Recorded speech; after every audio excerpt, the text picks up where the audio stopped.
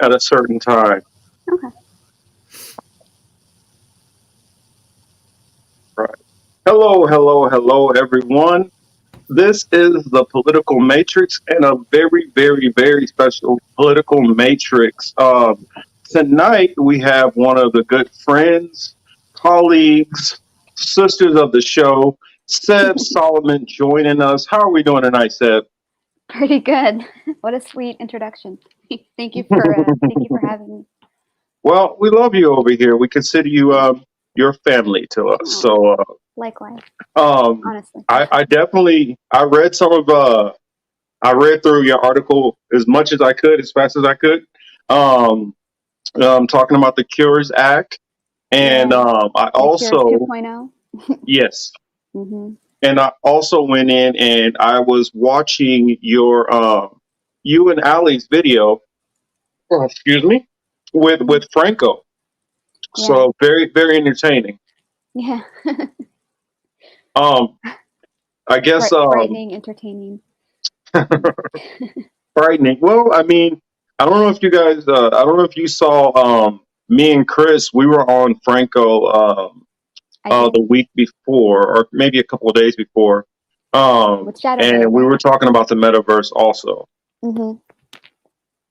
No, And I so, caught that. It was with the ShadowBanned refugee, right? yes. Yeah. Mm-hmm. Actually, oh, now, wait a minute. There we go. I got an idea. Give me 1 second. Actually, while Yeah, we're at it, Chris, can you go? Can you? Marcus I guess give everybody our show topics. Okay, what's going on, everybody? Glad everybody, whoever's watching, is out, tuned in tonight. We much appreciate it. To my co-hosts Marcus, L, and Emmanuel, aka Blue Maverick, aka E. Welcome, guys. What's up, guys? Sebs, nice to have you. Tonight, as usual, we're going to cover a bunch of topics. We got AaronRodgers situation with the Green Bay Packers and the NFL.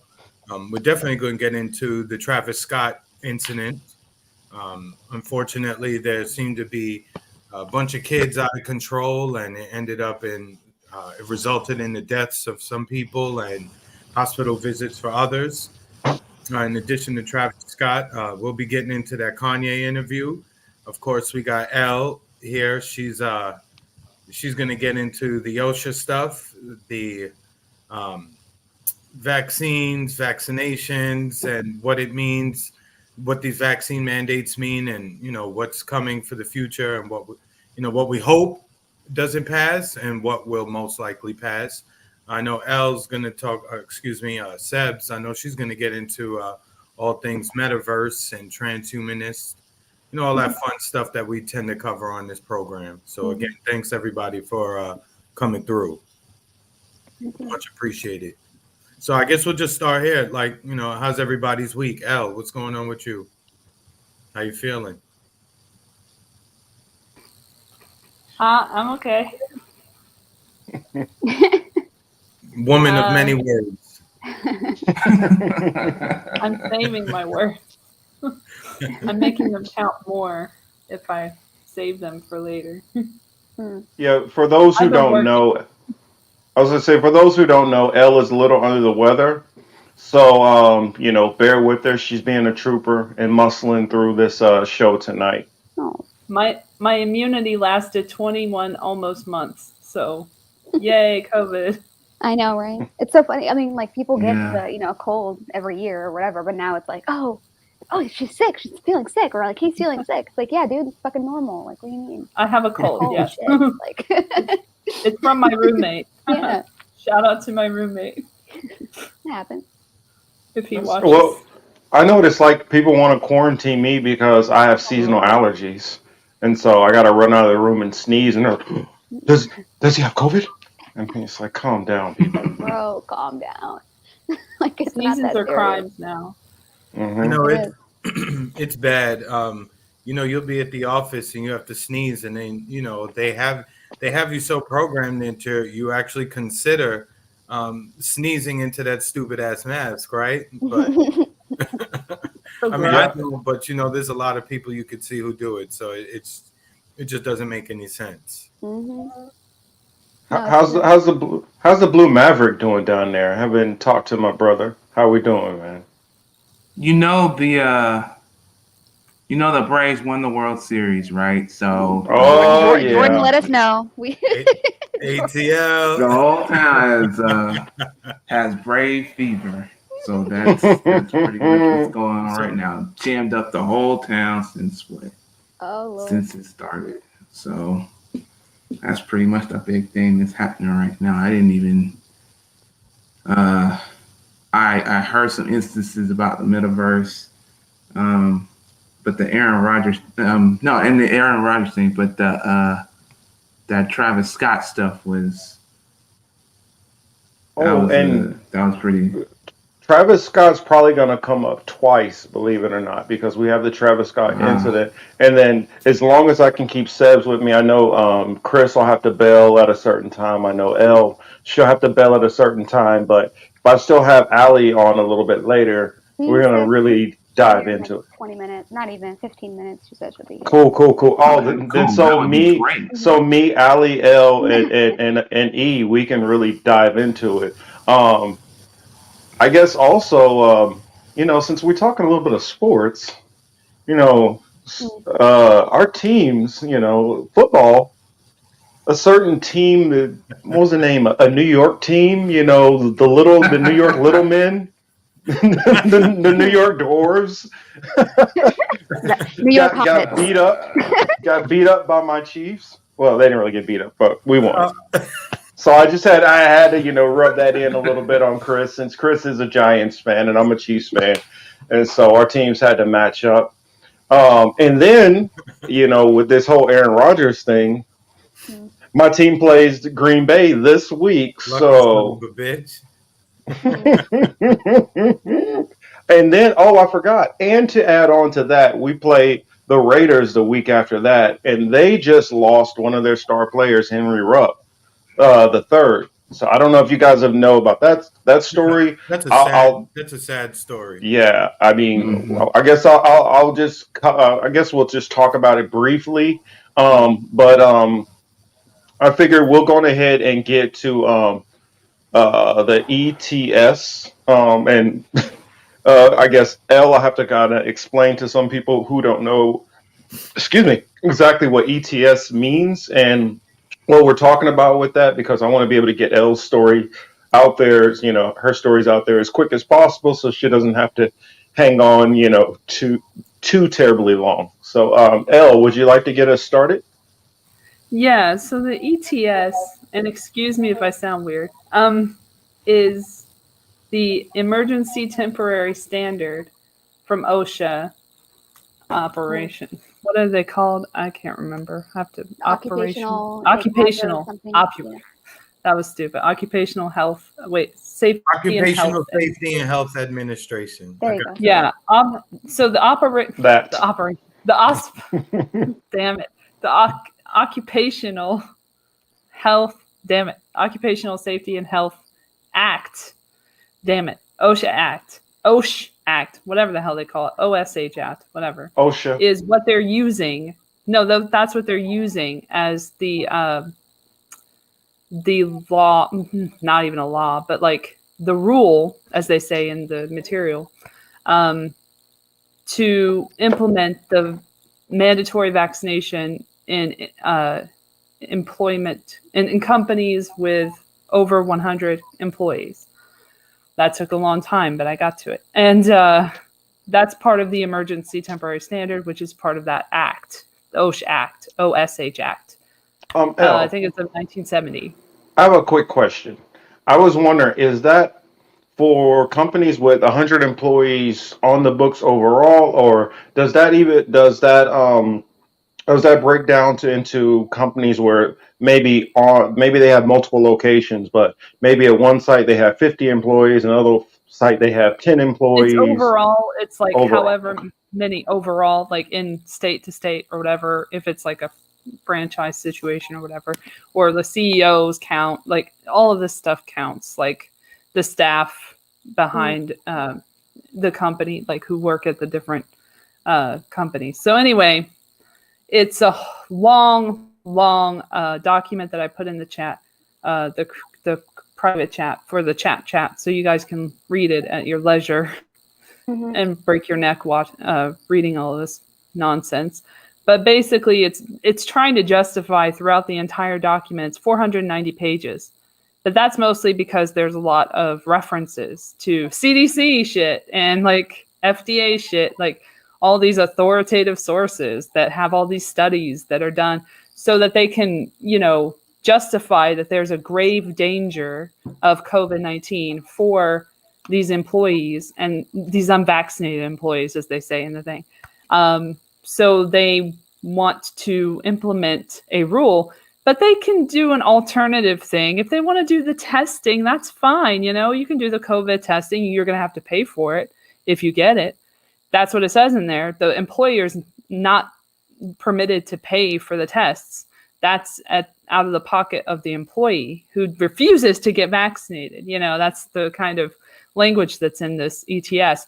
And the ETS has been previewed before or talked about by Psaki, our favorite press secretary, and the same language that she uses in her little scripts and stuff that she's given it's the same exact language in this document. It could not be more federal. It could not be more obvious that Big Pharma bought out like the whole government allegedly and has written all of this material based on CDC information, NIH information, and FDA information.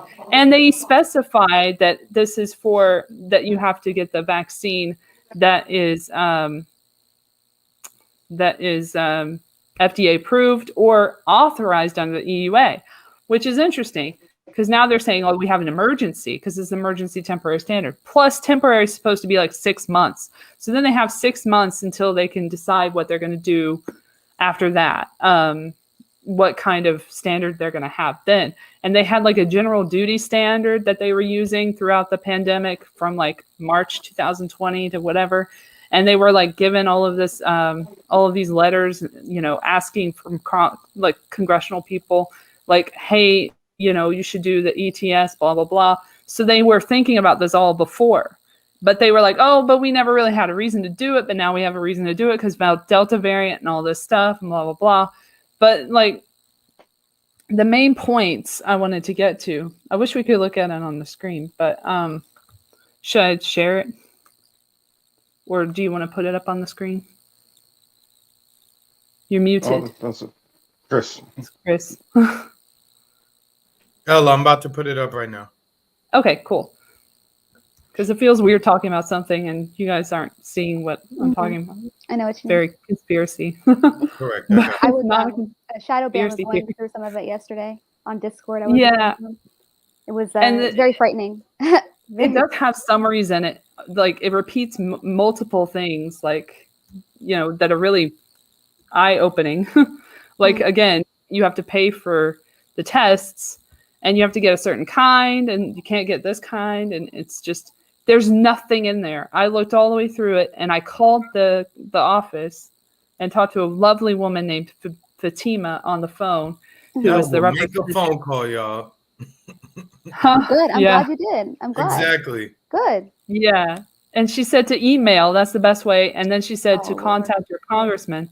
So I contacted Adam Schiff, as he's known in the House of Representatives. Good one, and he's literally programmed as that in my phone, dude. Like I called his number, I forgot that I had it on my phone and it said Adam Schiff. I'm not the first one to come up with that either. But anyway, this is all going to be implemented allegedly on January 4th because they needed to do it after the holidays, after the supply chain. Like they need the supply chain to work until after the holidays, and then they can fuck everything up, by then. But they say it's feasible throughout the document. Like there's feasibility for this and it's totally going to work and don't worry about it. And the cost is going to be fine. It shows like the breakdown of the cost for the companies and stuff. And it's like, it's not going to break your bank or anything. So it's just it's throughout the document. It's like telling itself, this is going to be fine. This is going to be fine. This is what we need. You can tell that it's like very like tentative about it. which is really interesting. But the main points I wanted to bring up, because I put them in my Fairn, is, again, I said the mandatory vaccination for testing with the employee will, the employee paying for it. Then they lied about vaccinated people. They say in this document, I'm not going to lie here. They say in the document, I'll just say what the document says. That's what I'll say.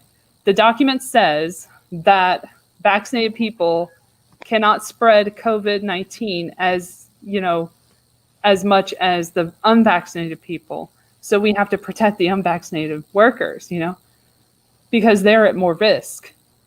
That's what they say in this document. I'm just stating what the document says. I'm not going to say what I feel about that, but I don't think that's true based on actual real life language from the CDC director who said that you can spread it. It's that section right there on page 21. Yeah. And then they don't have to they don't have to get the testing. So it's all bullshit because vaccinated people can spread this virus. That is 100% true. They are breakthrough infections. We've seen them recently with Saki herself. Saki got COVID from her daughter, allegedly. So they can get it. And a White House aide also got COVID who was fully vaccinated. And that's another sticking point. They say fully vaccinated throughout this document, but they define it as after the primary series, which is 2 of the shots. But they don't account for boosters because this was written in whatever year, so last year. So they don't account for boosters at all. So they're going to have to rewrite the whole document, really. Because it's just totally out of date. That doesn't make sense. You have to have language about the boosters in the document. But they act like everything is safe and effective and it's never going to wane in the document because it's very old. It's clearly written way before 2021. So they had this planned, is what I'm saying. They show in the document that it was planned. If you go to, let me see if I can find a page for you to go to because I have the whole screenshots in here. Yeah. Tell me the word search. I'll find it. Okay, so the part where the vaccination and the COVID testing is on page 261. That's a lot, but these are the summary parts. So if you go put it in 261, you'll see. Yeah, she got the Rona. Yep, that's right, Kelly. That cracked me up. Remember that. I'm there, Al. Yeah. Immediately remove from the workplace the person who has COVID. Oh, yeah. That's crazy. Cost analysis assumptions. Look at that section. Yeah. The ETS does not require employees to provide paid time off to any employee for removal from the workplace as a result of COVID. And the thing too, sorry for you. I'm sure individual jobs are passing out their own literature and paperwork regarding the situation, and they're probably having the employees sign off on these documents. The thing I have to say is, talk to your coworkers if you find yourself in that situation. It's a perfect time to organize, get together, have these discussions, and maybe decide as a group not to comply with whatever bullshit your job is coming at you. Remember, your job at this time is unlikely to be able to conduct their business if 80 or 90% of their workforce is not willing to comply with the change in policy. Don't be afraid of your own power. If you need to exercise it sometime, try it out sometimes. Okay, and then go to 121 because that's an interesting one. All right, got you. And Misha, thanks, man. We appreciate it. We was Definitely appreciate it. We was crashing Franco's show. He was kind enough to let 2 crazy motherfuckers on his show. At the 3 because Polly's crazy as hell too. Oh yeah, that's right. He let 3 crazy motherfuckers on his show. So thank you. And literally 3 of the most, pun intended, shadow-banned people, in the kind of leftist sphere. And so, he let us get our head above water, to be able to get our viewpoints out. And it's a reason why they keep people like us down. But sorry to interrupt. Going ahead. Mm-hmm. So here, although the Yep. ETS does not require all covered employees to implement a mandatory vaccination policy, OSHA expects that employers that choose that compliance option, they say that a lot in this, will enjoy advantages that employers that opt out of the vaccination mandate option will not. Most obviously, employers with a mandatory vaccination policy will enjoy a dramatically reduced risk that their employees will become severely ill or die of a COVID-19 infection. In addition, employers who implement a vaccination mandate will likely have fewer workers temporarily removed from the workplace due to a COVID-19 positive test. This rule requires all covered employers to remove from the workplace any employee who tests positive for COVID-19 or receives a diagnosis of COVID-19. And because vaccinated workers are less likely than unvaccinated workers to be infected by the virus. That's not necessarily true, but okay. OSHA expects employers with a mandatory vaccination policy will be statistically less likely to be obliged to remove a COVID positive employee from the workplace in accordance with paragraph H2. Additionally, only employers who decline to implement a mandatory vaccination program are required by the rule to assume the administrative burden necessary to ensure that unvaccinated workers are regularly tested for COVID-19 and wear face coverings when they work near others. And they also have some stuff about outside work, like those people are pretty much exempt from this. It's just for inside employees. And they even have something about teleworking. So they just throw a whole bunch of, it's like reading the Great Reset again, honestly, because they have like a whole bunch of stuff with studies and stuff, like different sections that don't really apply to what they're talking about. They're just saying like summaries of what's happened during the pandemic. And it's like, okay, we know what happened, but all right, just wasting more paper, I guess. Mm-hmm. Wow. For sure. Hey, did you guys hear about the federal appeals court ruling today out of New Orleans, or Louisiana rather? What happened? So No. I'll put the article up. I guess this happened today. I was looking to see if you had heard anything on this. Appeals court is issuing a stay on the mandate. Really? And you said Louisiana? Yeah, there was the federal appeals court in Louisiana ruled against it. So I'm gonna pull it up in a second. So They have a Chris, does part that in have there any- about state bans too. Like, Chris, does that have You anything to do with can't the? ban us. Does that have anything to do with them trying to reclassify COVID-19 as an endemic instead of a pandemic? I don't 'Cause know I've been what hearing- because it happened so what's the word? Because it just happened only a few hours ago. I really didn't even get a chance to read through it, much less even read what the language of the appeal Gotcha. was, Okay. But I do know Right. that they did issue a stay. So I thought that was kind of weird. So here's the article from ABC. I think this is out of Chicago.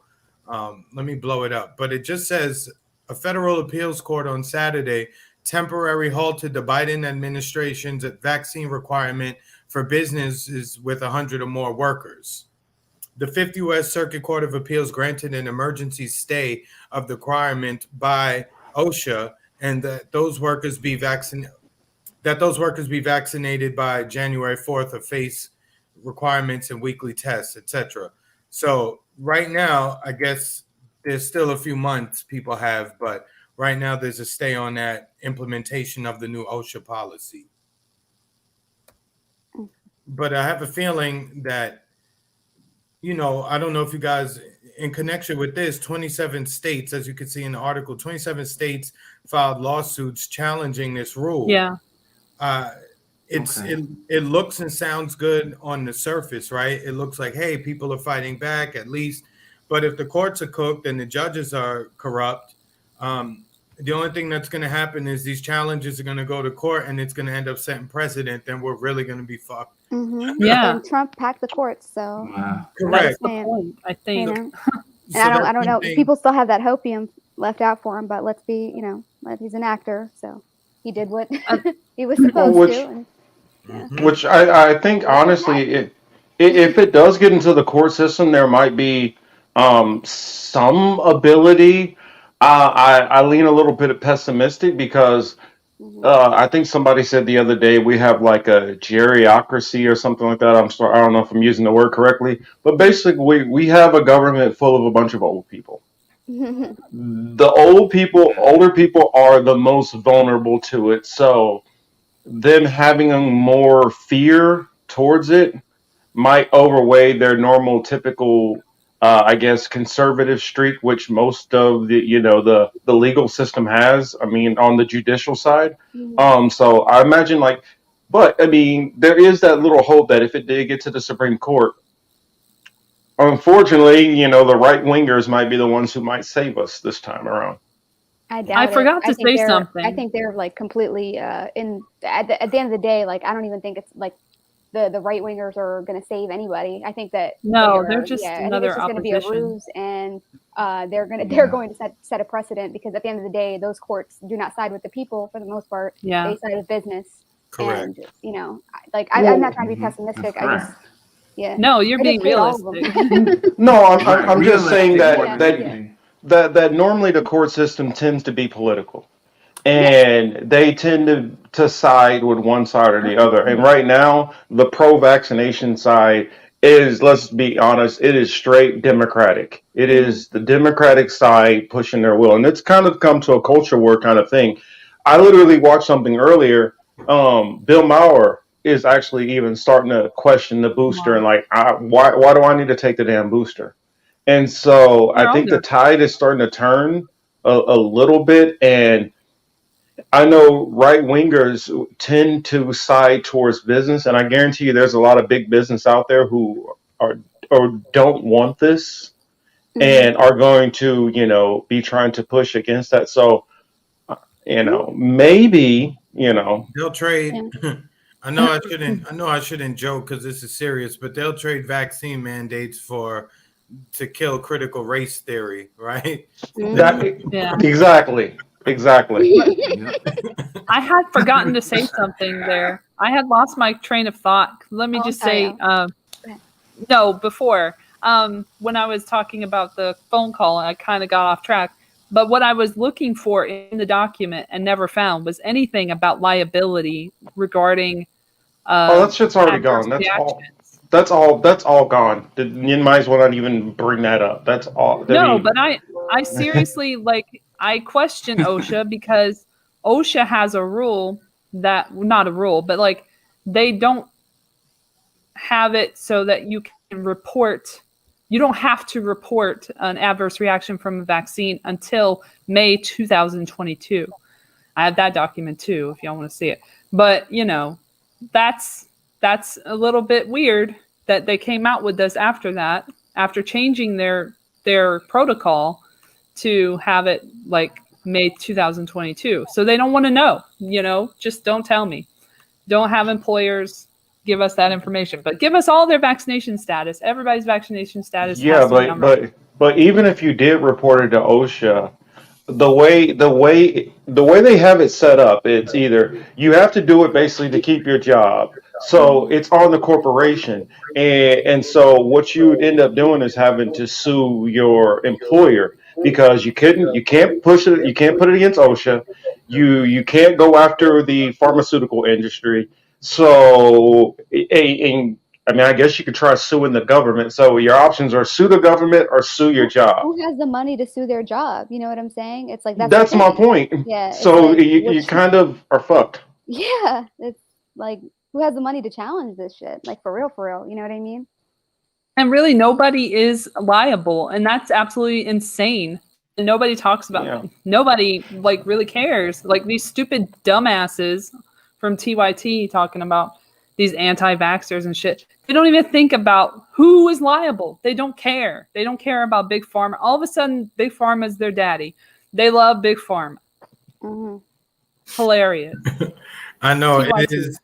It is a sight to see, people who watched what was that Michael Moore documentary where he covered the Sicko.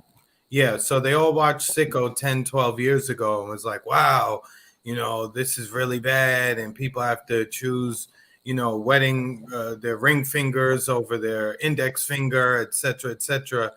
only to 10 years later. I guess the last 4 years of Trump derangement syndrome really screw with their brain, because now they're on the side of the pharmaceutical company and the government, as if both of them have a track record that's worth support. For the life of me, I don't No, understand what it even. is, I can tell you exactly what it is. They Yeah. made this into the new culture war. That's all it is.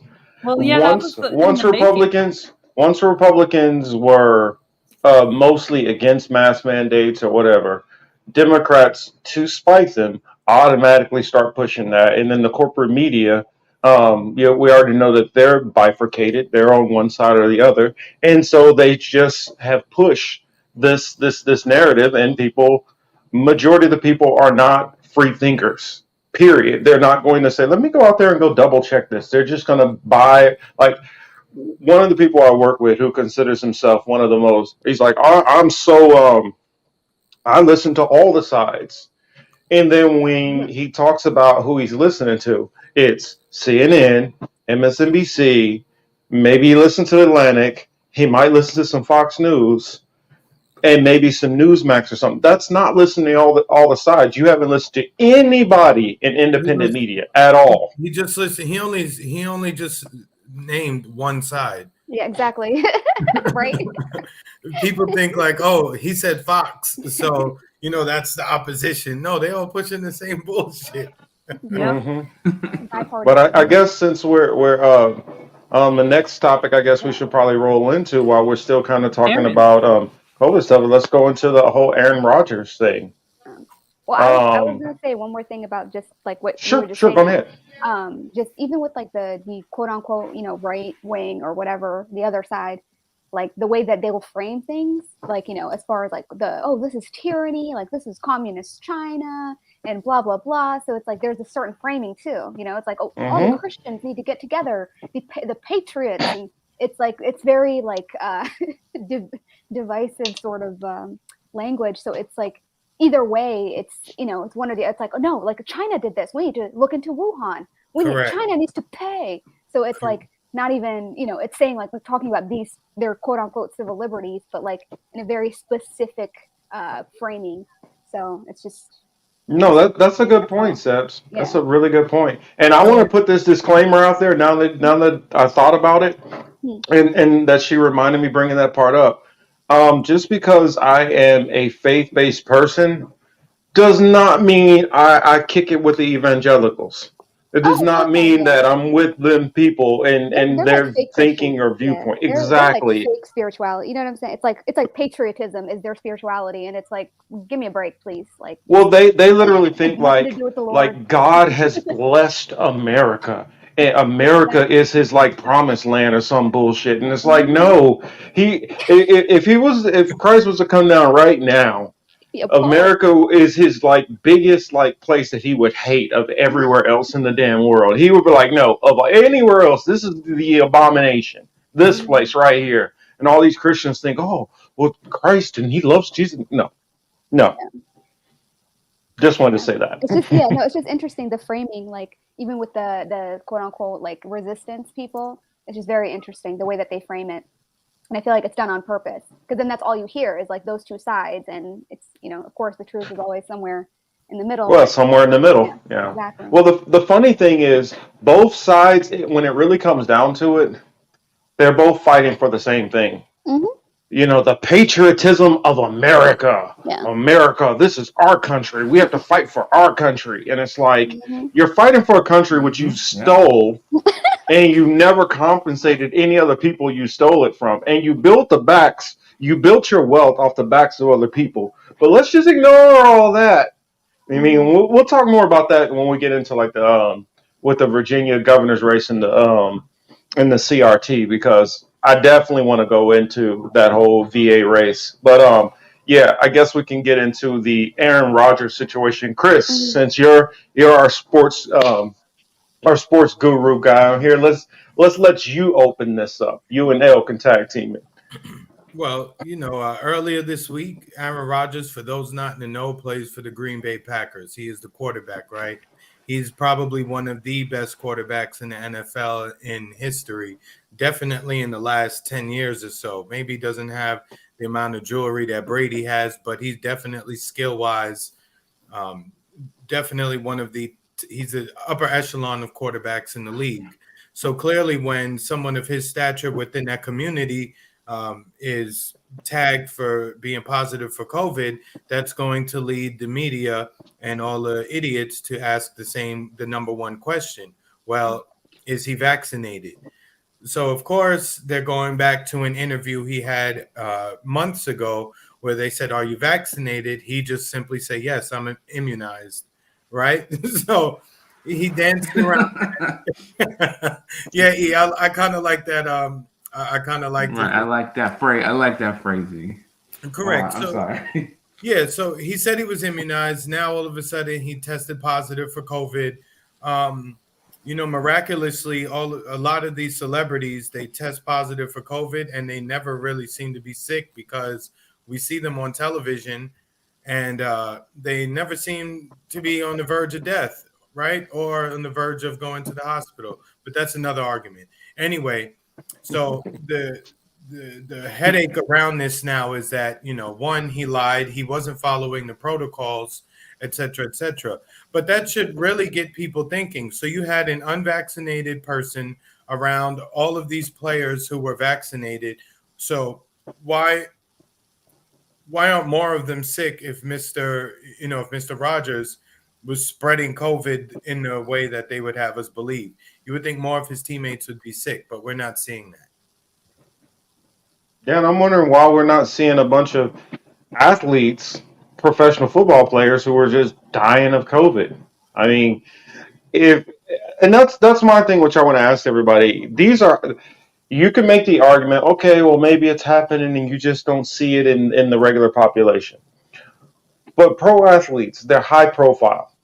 I mean, a side story, Raiders player Henry Rupp, which we talked about a little bit, which Kelly brought up. He got into a car accident driving his Camaro 156 miles an hour while being intoxicated with a firearm in the car. Killed a young woman and her dog. I'm I'm hoping that they were already, at past at this moment, but I know that car completely engulfed in flames, and it's rumored that they possibly burned to death. So I'm praying that they at least were able to go quickly and didn't suffer, burning alive. But my point is, high profile athlete, when they do something, it's breaking news. It's known. Right. So if It's we had significant. high profile athletes and they're getting COVID and dying, why aren't we hearing stories of this? So Aaron Rodgers, he's been around. I don't know how many players. What is this week? What is it, Chris? What is it? This Week is like 9, week week 10? 9. This is week Yeah. 9, going into week 10. So he's been around all these players, coaches on his team and on Fans, reporters. fans, reporters, everything. No one is deathly ill as a result of coming in to close contact with the unvaccinated swine that is Aaron Rodgers. You know what I'm saying? But at the end of the day, they're just using this situation to again bring up the workplace vaccination matter. All of this stuff kind of ties in together.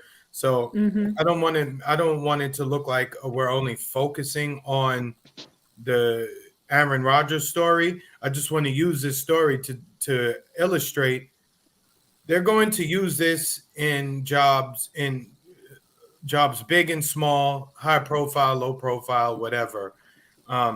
They're going to try to use the unvaccinated people as the excuse for their vaccine not working in the way it's supposed to. So you can have 10 people, you can have 11 people in an office, 10 can be vaccinated. The one who isn't will be responsible for the health of the other 10. And so that's just something to be on the lookout for.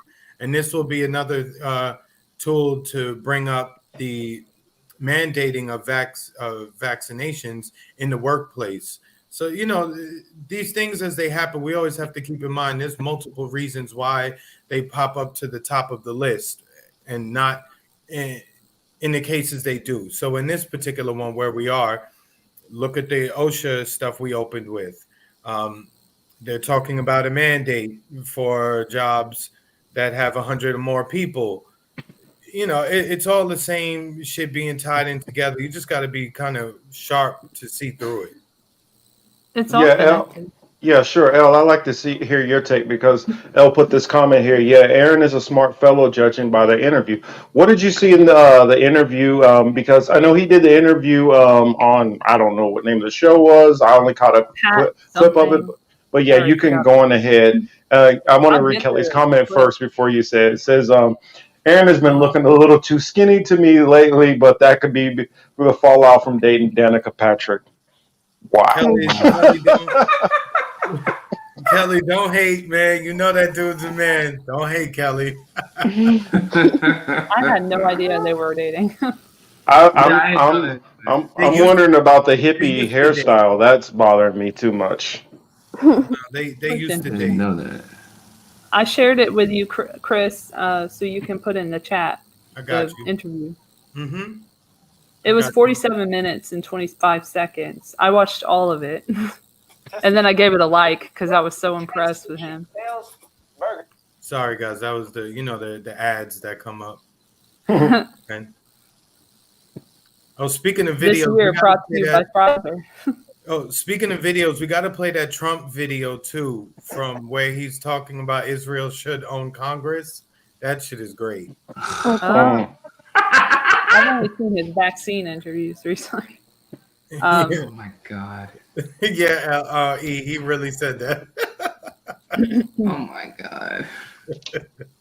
I mean, it ain't wrong. He But- told the truth, like the man. Sometimes he does. Broken clock, I'm telling you. Yeah, that's how I feel about all of them. Like, as he's the one who moved the U.S. embassy and like did all that shit. Thank you. You know what I'm saying? Thank It's like, you. give me a fucking break. Like, shut the fuck up, dude. Like, it's. I'm so tired of these people and their antics. Like, and I feel bad, but I'm also annoyed with the people that fall for it every time. It's like, ugh. Yeah. Chris, is that AJ Hawk? Yeah. Yeah, it is.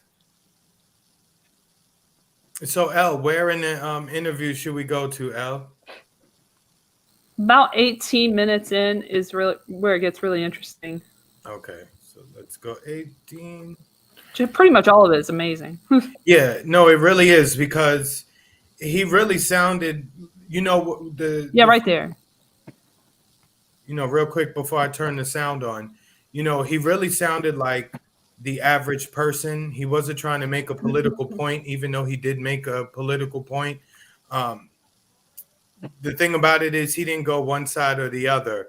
He just, used common sense, and that's pissing off the liberals, especially the mention of Joe Rogan. They definitely want him dead now. Like you mentioned Joe Rogan. Yeah. I heard some show was like mocking him, saying, "Oh, he went to his doctor, Joe Rogan," and then started, denigrating Joe Rogan to, guilt by association, make AaronRodgers look bad. Correct. So, Al, I'm gonna play the clip now, Al. That are vaxxed that tested positive. So this idea that it's the pandemic of the unvaccinated is just a total lie. And I go back to like these two questions for the, for this woke mob. Like, number one, if the vaccine is so great, then how come people are still getting COVID and spreading COVID and unfortunately dying from COVID? Like, if the vaccine is so safe, then how come the manufacturers of the vaccine have full immunity? So let's just step back and realize, like, this vaccine is revolutionary, the things that they're doing. However, we don't know a whole lot about it. And to just say that it's a blanket for all that ails you, in my opinion, is wrong and reckless. And for the media out there taking shots at me, like, you don't know my story, now you do. So quit lying about me. And personal health decisions, in my opinion, should be private. And they shouldn't have to be like gone through the ringer and over scrutinized by, people who are just pushing their own type of propaganda on the people and ideals. You want to have a conversation about it? I'm more than willing to have a conversation about it. but bodily autonomy is a right. And the shaming and the outing that, people seem to get off on so much of finding these people who, oh my God, can you believe these crackpots who are not vaccinated? Everybody has their own story. Everybody has their own story and their own issues and their own reasons for doing things. But this shaming cancel society, that is wrong. And I made a choice that was in my best interest. You might respect it, you might hate it, but I bet you the same people that hate it are the same people that are really going to hate the fact that I'm 48 hours in, and I consulted with a now good friend of mine, Joe Rogan, after he got COVID, and I've been doing a lot of the stuff that he recommended in his podcasts and on the phone to me, and I'm going to have the best immunity possible. So look, hold on, I got to stop it right. I got to make a note. I got to make a note real quick. Just want to be on the safe side because a couple of people have already gotten in trouble for this. We are not spreading medical information. I mean, we're not giving advice on what anybody should do. We are just covering a clip for fair use and for educational purposes. We are not making any declarations or telling anybody what they should do with their body. We want everybody to go out there, do your own research, and do what you feel is right with your own body autonomy. So we are just covering what a professional athlete and a high-profile person has said on the matter. So YouTube, do not come after us. We are not spreading medical misinformation. We are just covering a story.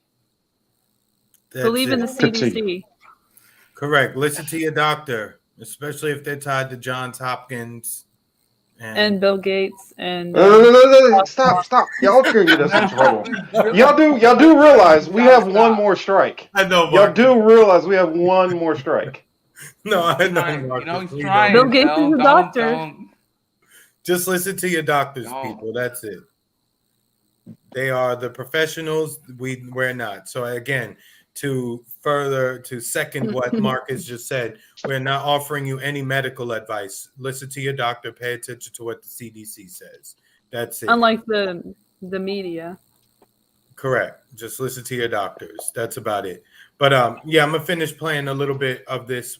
Listen to what he said.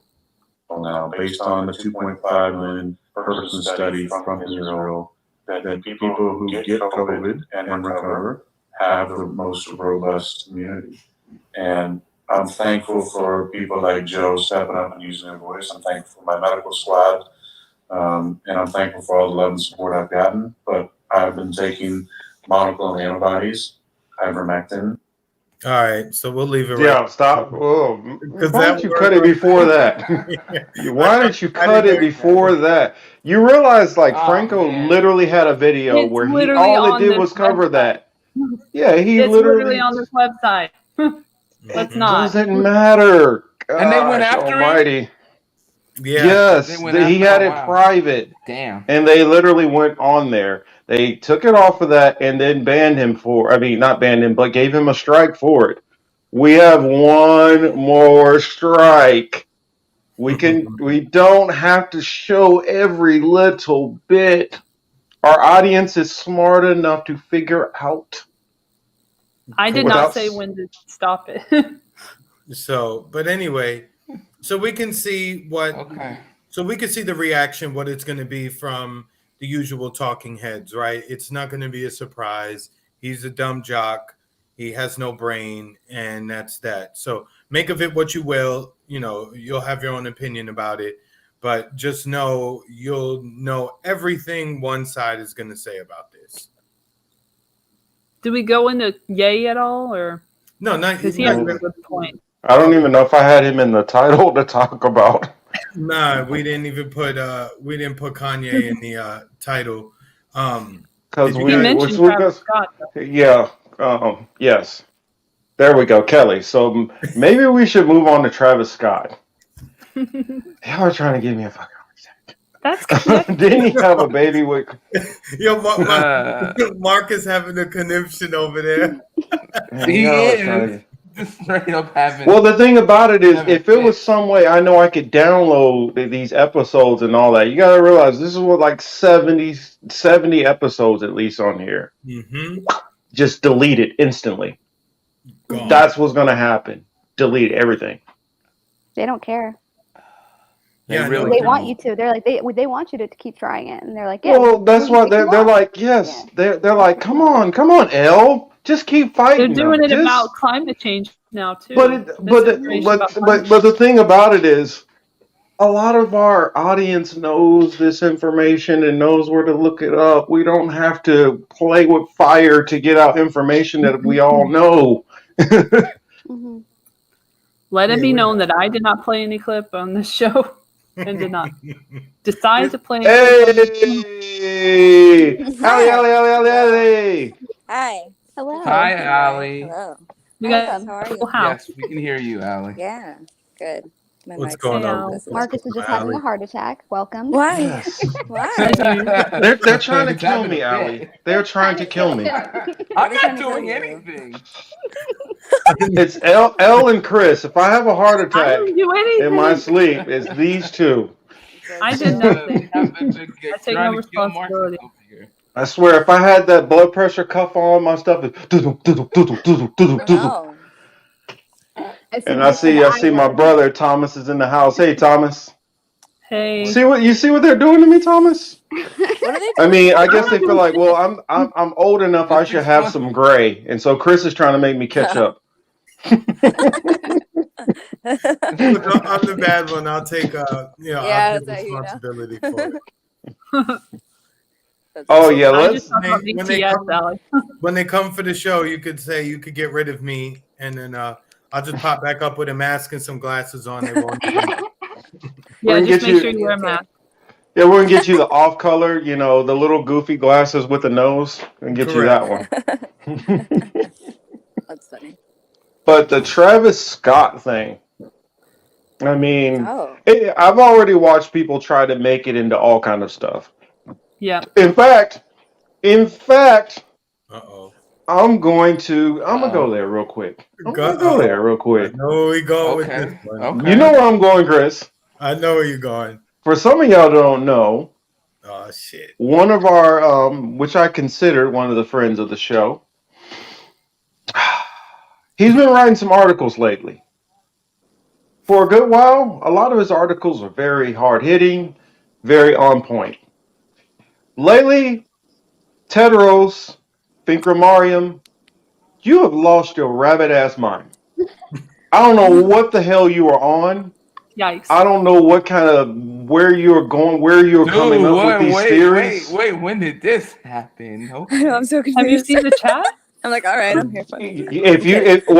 Well, Aly, you gotta get back into the. I know you should be in there, but check in the Right. chat and look at some of the articles. Yeah. Which- I don't know. which-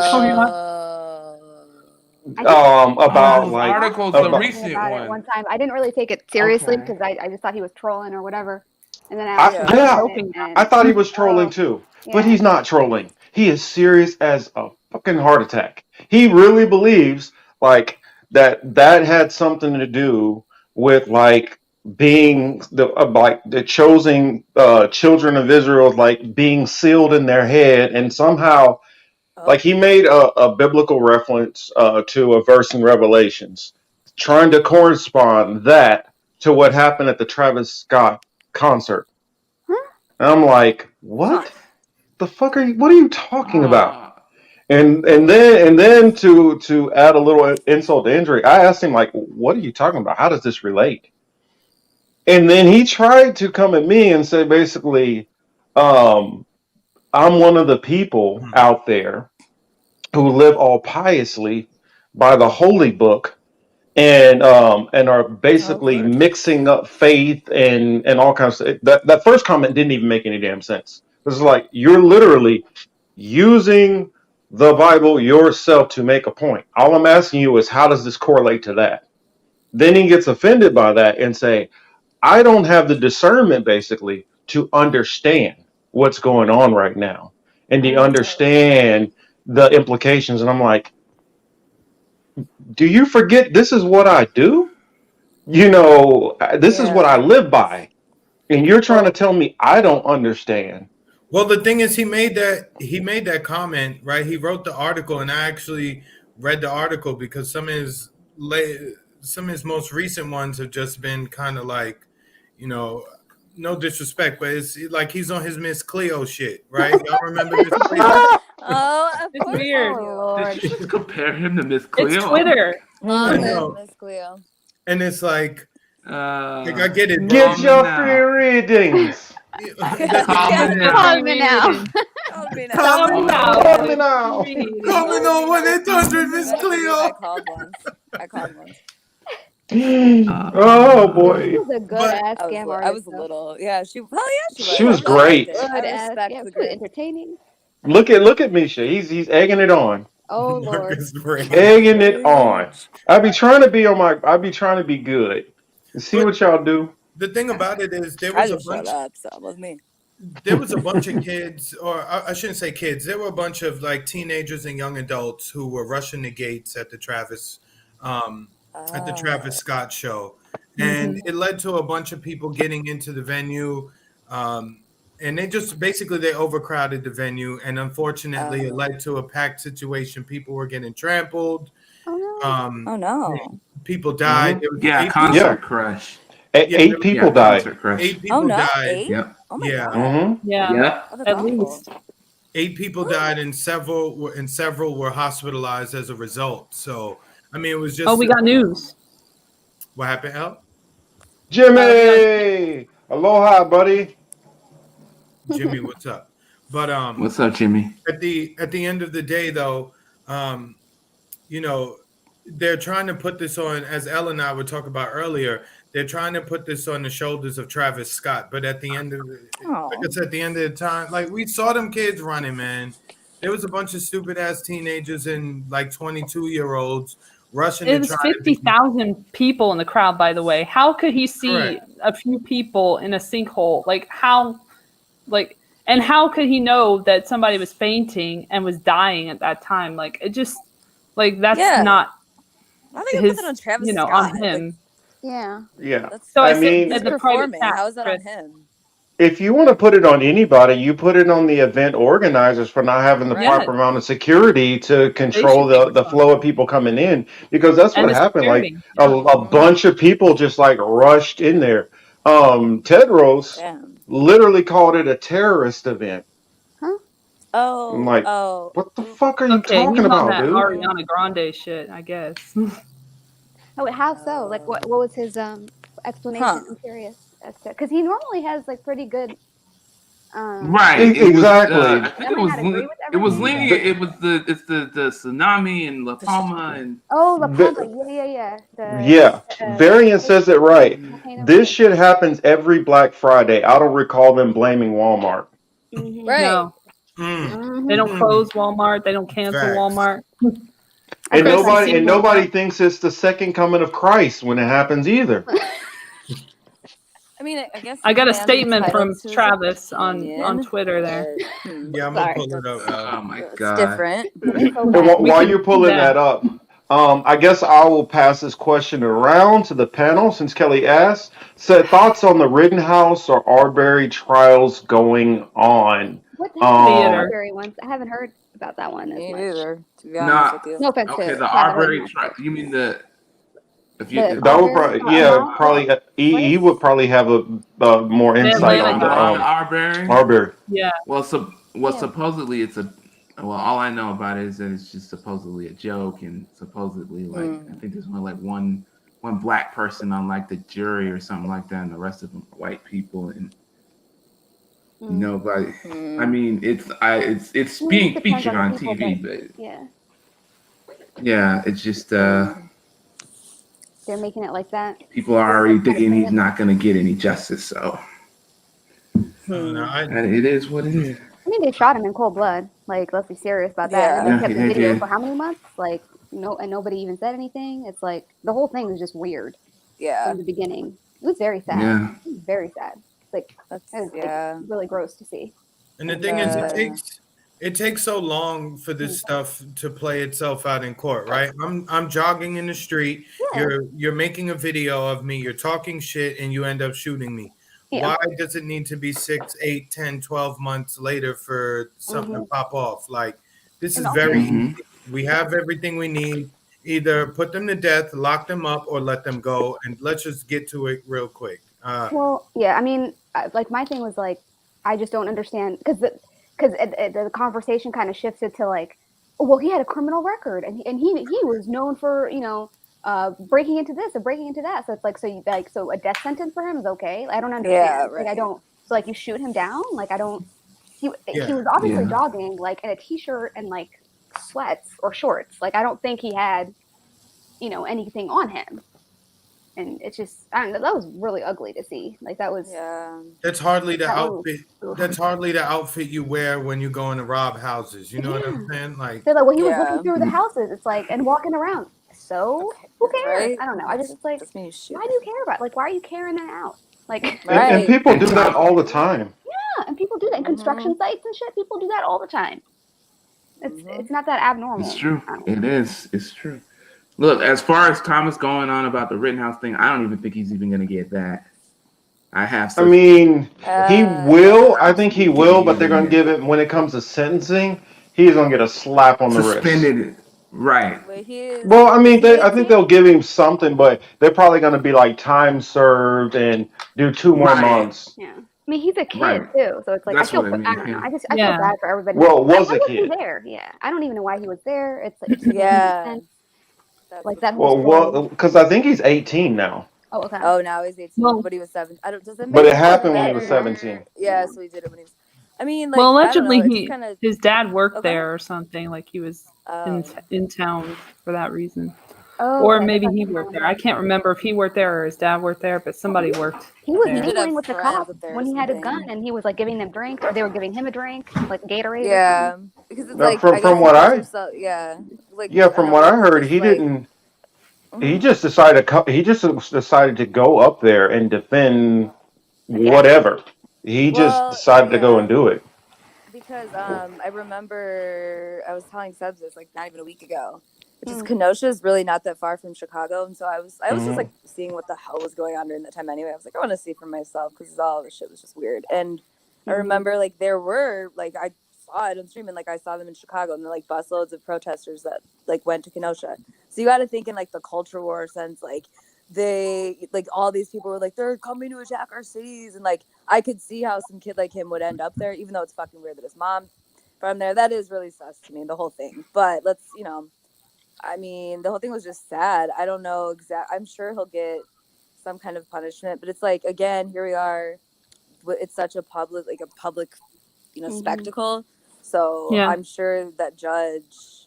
So you can say what you want, like the judge is going to do what they want, but at the same time, it's like you also know one way or the other, it's going to cause like outrage on one side. So I'm not Yep. sure. Most definitely. That's the You know whole what I point. mean? That's exactly Yeah, what that's, Correct. that's the whole point. It's theater. Yes, you're It's just correct. something to, Yes, to it is. watch. Yeah. Well, I mean, I saw I that can't- shit on live too. I can't really That say was it's- crazy. Oh, sorry. I can't say it's just outright theater because I don't think anybody planned for that punk ass kid to walk around in the streets with brandishing a firearm brandishing like, weapon like that. theater is I the There think were other people court- with the firearms. court it's- system. there. Yeah. it's because of the way the laws are written there in Wisconsin, which allows for you to do that. That leaves that gray area that shit like this can happen. Mhm. That's where the problem I feel more or less lays in, because if Yeah. it wasn't legal for him to walk around, with a rifle loaded, then he would already be in trouble for just having it, and it alleviates the whole situation. But because you allow those types of laws when it's a situation when it's kind of chaotic and people are running around, then it's like, oh, okay, well, how do we weigh this out? Yeah, and the whole situation was like a pressure Yeah. cooker. I remember I was just watching it live. I saw that kid get shot live, and then I saw him when he walked away and he called and he was like, I killed somebody, and then I was watching. It was crazy. Like, and that other kid I think was going to shoot him because he was pissed, and then that weird fall thing, and he shot him. So the whole thing was just, fucking sad. You have two people, one person dead. I don't think the other guy I think he just got his hand blown off or something. It Yeah. was gross. You know, Yeah. when I saw the picture of his mother, his family, and their friends who had all made the trip up there, only thing I said was, "Oh, of course." I mean, they were all fatigued out. You know, they look like true patriots. You know, just like that. Right. Right. You Look, see this comment? Ethnic Americans. correct. Kelly Rittenhouse. says Rittenhouse wasn't even old enough to buy a gun. The friend that bought the gun for him testified that he was afraid for his life before he made the road trip to a different state. If you were afraid for your life, why are you even going? Another thing is, if you saw the Oh post, my like, God. if you saw his social media the day before, he was all definitely blue-eyed. wasn't scared. Yeah. Sorry, going ahead, Aly, because Aly was like, for those who don't realize, you know, Aly popped in. Aly is out of Chicago, so she's literally probably maybe about an hour and a half from there.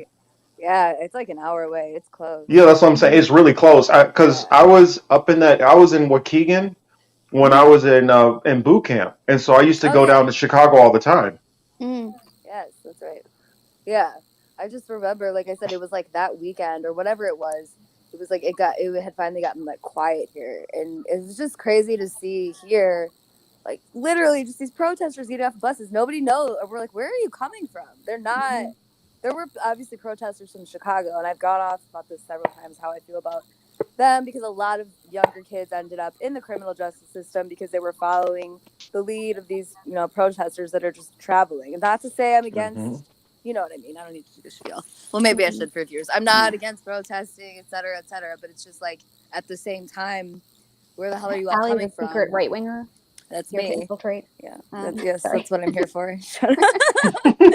Yeah, right winger. No, but it was the whole thing was just. I just remember it was like quiet that day because a lot of them had left to go to Kenosha, and I was like, oh, that's gonna pop off, and like just that was when that guy got shot there, right? The police had shot that guy in Kenosha. Yes, out of his car. It wasn't Jacob Blake. No, was it Jacob? No, was that not? That wasn't in Kenosha. Was it? There was somebody in Kenosha because I remember that's Jacob why Blake? the protests were there. Was that? I think it might have been Jacob Blake. I think it was Jacob Blake. Yes, Yeah. and like, and then I remember like Kamala Harris was like saying he's a hero, and people were like, it was just oh my god, like fodder for the culture. So annoying. I know, and yeah, I just remember like that was like one of the quiet days here, and it's because like everybody went to Kenosha, and I mean, if you did see footage like from the city itself, that I mean, they fucked up a lot of stuff. Which think what you want about it, but I don't know if you know people at their home need to like also, you know, have their houses like started on fire and stuff. So the thing, you know what I mean? Like, I guess if you think in terms of this and this kid's like seeing all this stuff on social media or whatever, it's just still, it's like, Mom, why did you, kind of weird to drive him up to Kenosha, like go help the cops. The cops are fine. He was he saw it on Facebook, right? He was part of I believe so. Yeah. Yeah. It's kind of like a psyop to me a little bit. I don't know. That's what I'm saying. It A is. little bit. That's what I was saying. Yeah. So it seems that way. A bit. This whole thing seems so orchestrated. The trial thing. Yeah. Honestly. Yeah. And it's, you know, a nice distraction. I guess we could say that about a lot of things, but not to say it wouldn't have happened anyway. But yeah, Kyle Rittenhouse is just that name, and then you got people in the right. They're like, he's a national hero. Like how? Like because he, you know, went and like defended his country. It's like, I mean, defended the gas station. It was just, I can't get over the part where like I just remember watching it on film. And he really just called. He was like, "Hi, I just killed someone." I'm like, "What the fuck?" And there was somebody completely calm. Like Elijah, yeah. And I think he's what's his name? Elijah Schaefer. He's some like right winger. I just remember he was like ran up to the kid that got shot and was like took his shirt off. I was like, oh, okay. And I don't know why I was watching it so because then I had a delayed reaction later. I was like, what the fuck was that? Why was I watching that? But yeah. I mean, the whole thing's. I don't know. It's funny. I got to weigh in on the chat because I hear them talking about something that I have a little bit of expertise in. Oh. Food in the jail is shitty. I worked in a jail pre-trial. The food there is shitty. Depending on where you are, different states, it might be a little better than others, but overall, it's mostly shitty. So Hopefully that clears that up. Like a little thing of Oh, cereal. Jack, eventually we got to get you on here, buddy. You got to reach out to me. I'm not sure how to get a hold of you exactly, so I want to get you on here also. So reach out to me. Yeah. Could we We'll circle connect, back to Travis here? Travis Oh, Scott. Oh yeah, you have His that video. statement. Yeah. He said something. I don't even know what he said. I got you. I'll play it right now, Al. Wait, where'd it go? All right, there we go. Bam. I just want to send out prayers to the ones that was lost last night. We're actually working right now to identify the families so we can help assist them through this tough time. You know, my fans really mean the world to me, and I always just really want to leave them with a positive experience. And anytime I can make out, you know, anything that's going on, I stop the show and, you know, help them get the help they need. You know, I could just never imagine the severity of the situation. We've been working closely. With everyone to just try to get to the bottom of this. The City of Houston, HPD, Fire Department, you know, everyone to, you know, help us figure this out. So if you have any information, you know, please just contact your local authorities. Everybody continue to just keep your prayers. I mean, I'm honestly just devastated. I could never imagine anything like this just happening. Yeah. I'm gonna do everything I can to keep you guys updated and just keep you guys informed on what's going on. Love you all. Damn. So what was on Twitter Sad. trending? What was on Twitter, what they were saying about him was that he had all these statements before the concert, like rush the stage, that sort of thing, like that rhetoric, like encouraging it. So that's kind of why a lot of people are hating on him too. Wait, Is he that was they're tweeting getting all these that? statements from him Wait, what? Like, what was he Twitter, saying? like, oh, he caused this. Because he was like, let's rage and all this stuff about his concert. Oh. Because apparently That's that's normal, what they're though. all Like, that's- about. Is like, yeah. But But they're like always- using every statement the that he's culture. made against him. right Yeah. now. Well, that's not fair. Come on now. That's Yeah. I mean, I just see it as an accident. I mean, Yeah. it's sad, it's tragic, but I mean, unfortunately, these things happen. And they do. I mean, it's A not the lot. first concert where something horrible has happened like this. Right. That's They're not, good you rate know. and use And as then the more Black relief. Friday Right, thing, that's right? the You Crack you down. see you see those Oh my Black God, Friday Black things. Friday. Yeah, this does happen. Yeah, it does happen. People, yeah, happens it's when often. those things happen, Woodstock people always want to blame 99. somebody Mhm. immediately. Mhm. Like when it's something where it's just like actual, you know, just people. I don't want to say fucking up, but you know, it was just an accident, all of it, and just people want to blame somebody, so of course he's gonna get the blame. Yeah. But that's, I mean, yeah, I don't know. It's crazy to me how people don't realize they're like stepping over people. Like that's crazy to me. Like 'cause Yeah. you know what I'm saying? It's like you know you're stepping over a body, right? Like Fuck. Jesus fuck. Like There were Yeah. so many people in one place that it would be just like impossible to like get out of a certain my God, situation. that would be Like that's what they were yeah, but explaining. like Well- yeah. I just well, think it's- people who are trampling, like you know, Yeah, there's Well, a it's- human it's- under me. yeah. They understand that, but you got to remember, also keep in mind the couple hundred people who are behind them who are pushing also are pushing them on top of them.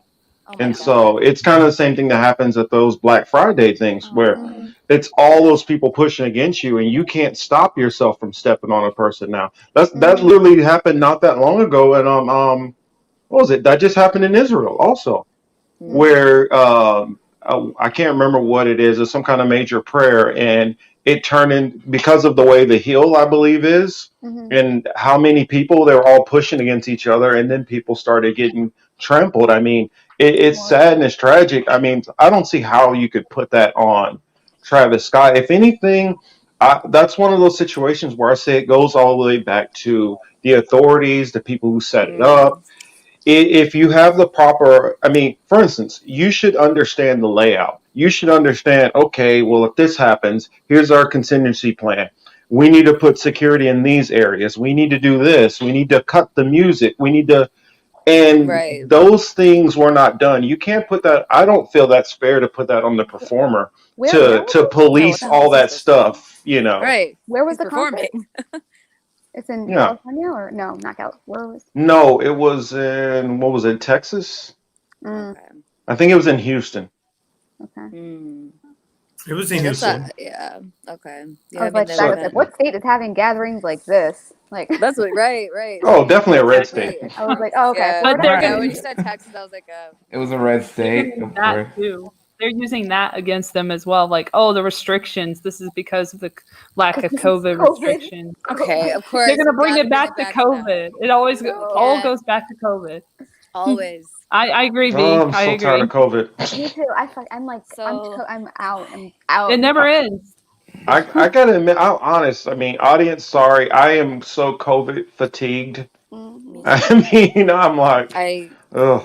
We were talking about this the other day, Marcus. Blame You for and I were, everything. it almost feels like something that they Tied just to want us everything. talking Blame about. for All the everything. food's Yeah. gonna be blamed To on either, COVID too. yeah, to either like Well, demonetize Dark or winter. deplatform you or Yeah. keep it going. I don't know. It's just They Well, want people to and be losing their minds.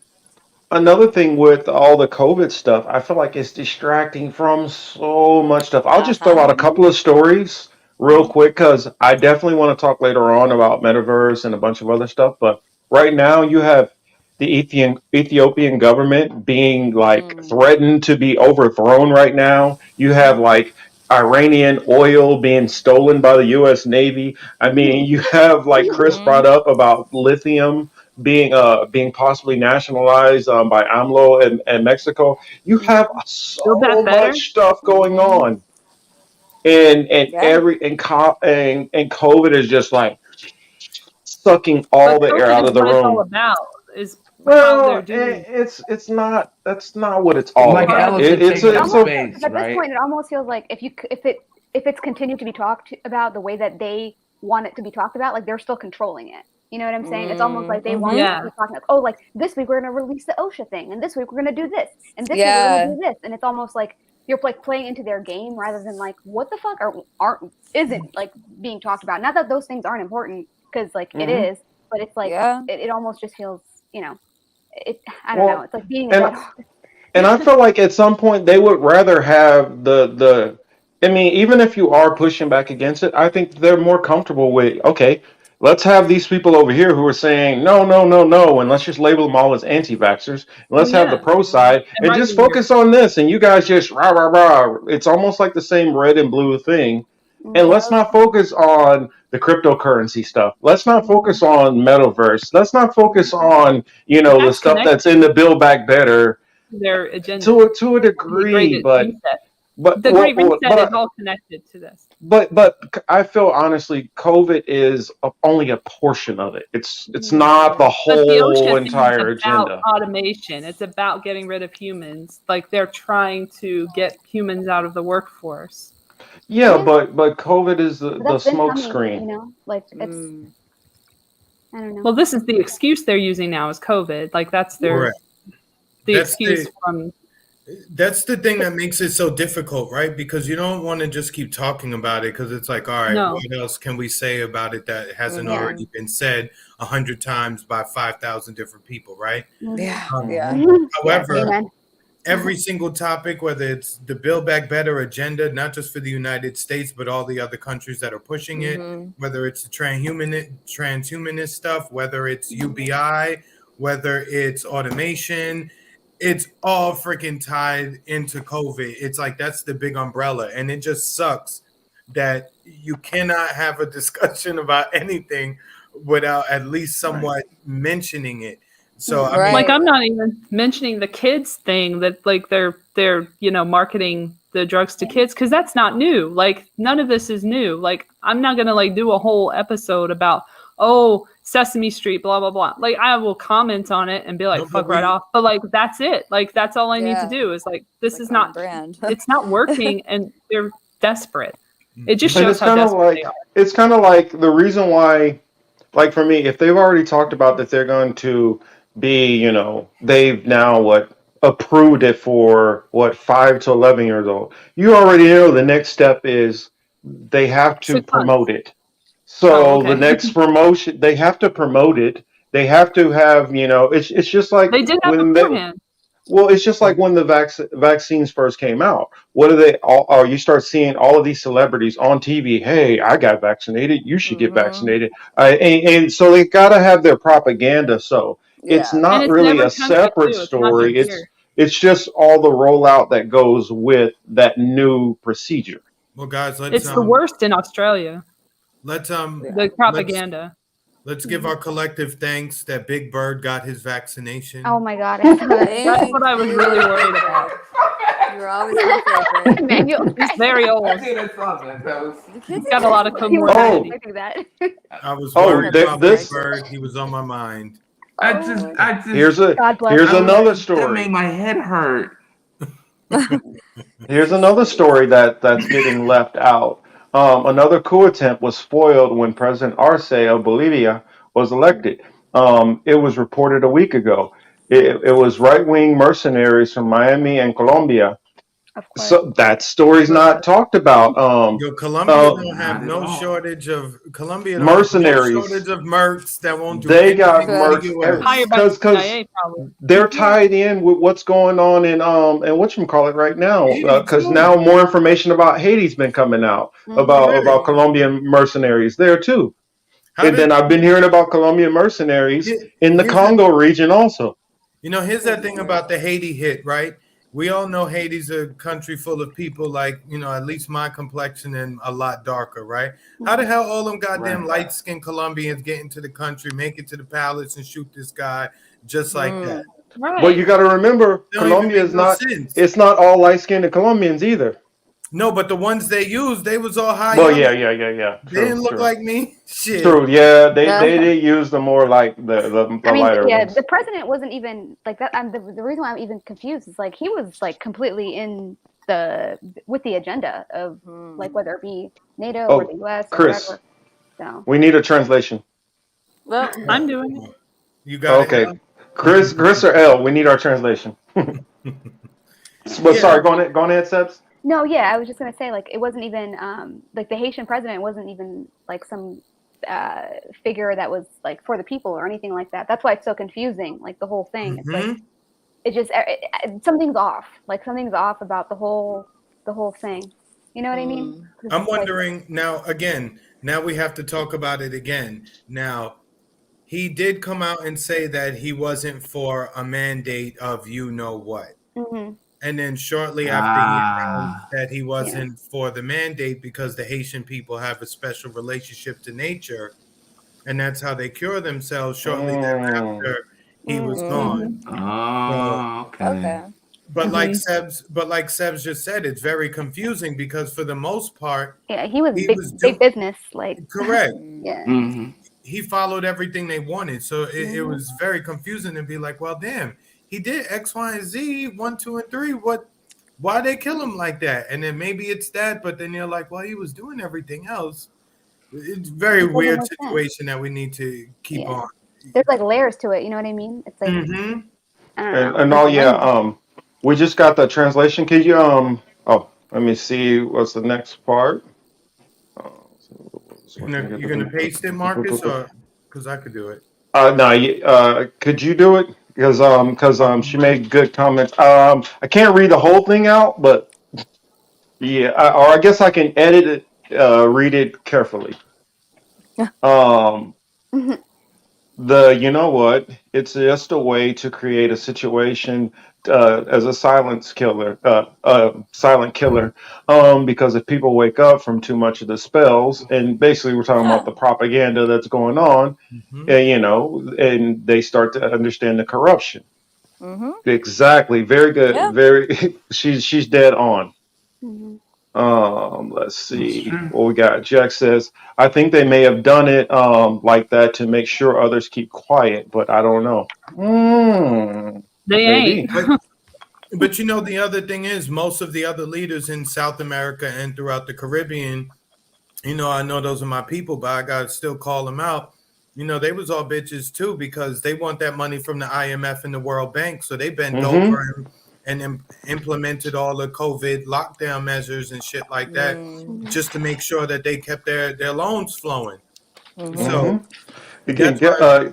another thing Kelly put in: no change on climate, no change on college tuition, no reparations, no Medicare for all, and on and on and on. It's a perfect excuse to cover up the one-party system's reason to not do anything for us.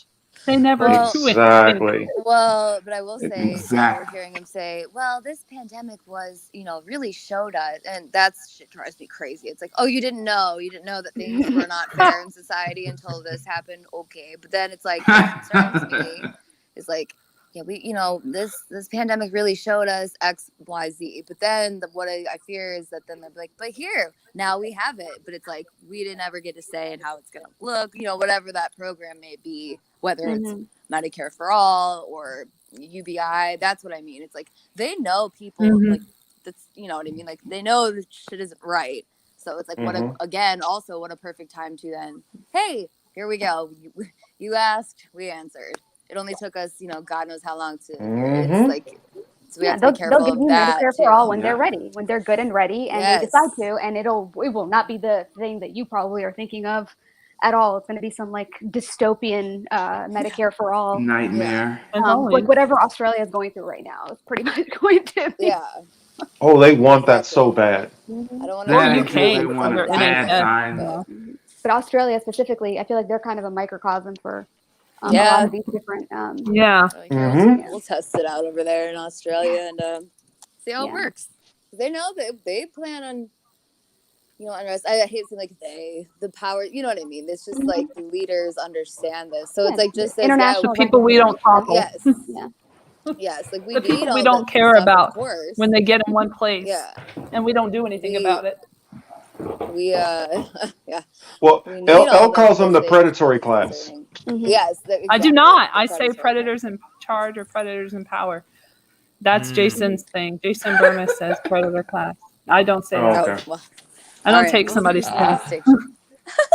That's not. I've heard a lot that of doesn't people say belong that. to I don't think it was Burmis. Jason I'm not that giving Jason first said that. Burmis Yeah. I mean, I'm sure he didn't make it up, but I don't like take Oh yeah, I was like, anybody's I thought you meant he was saying that. line. I was like, I all was right, like, Jason no, I think Burmis, I've heard a lot of people say that. Yeah. Yeah, because that's what they Like a are. normal- They're the class of predators. So Yeah, he's not Systemic first. domination. investor class. Yeah, the powers that be, Or whatever like you wanna actual call predators them.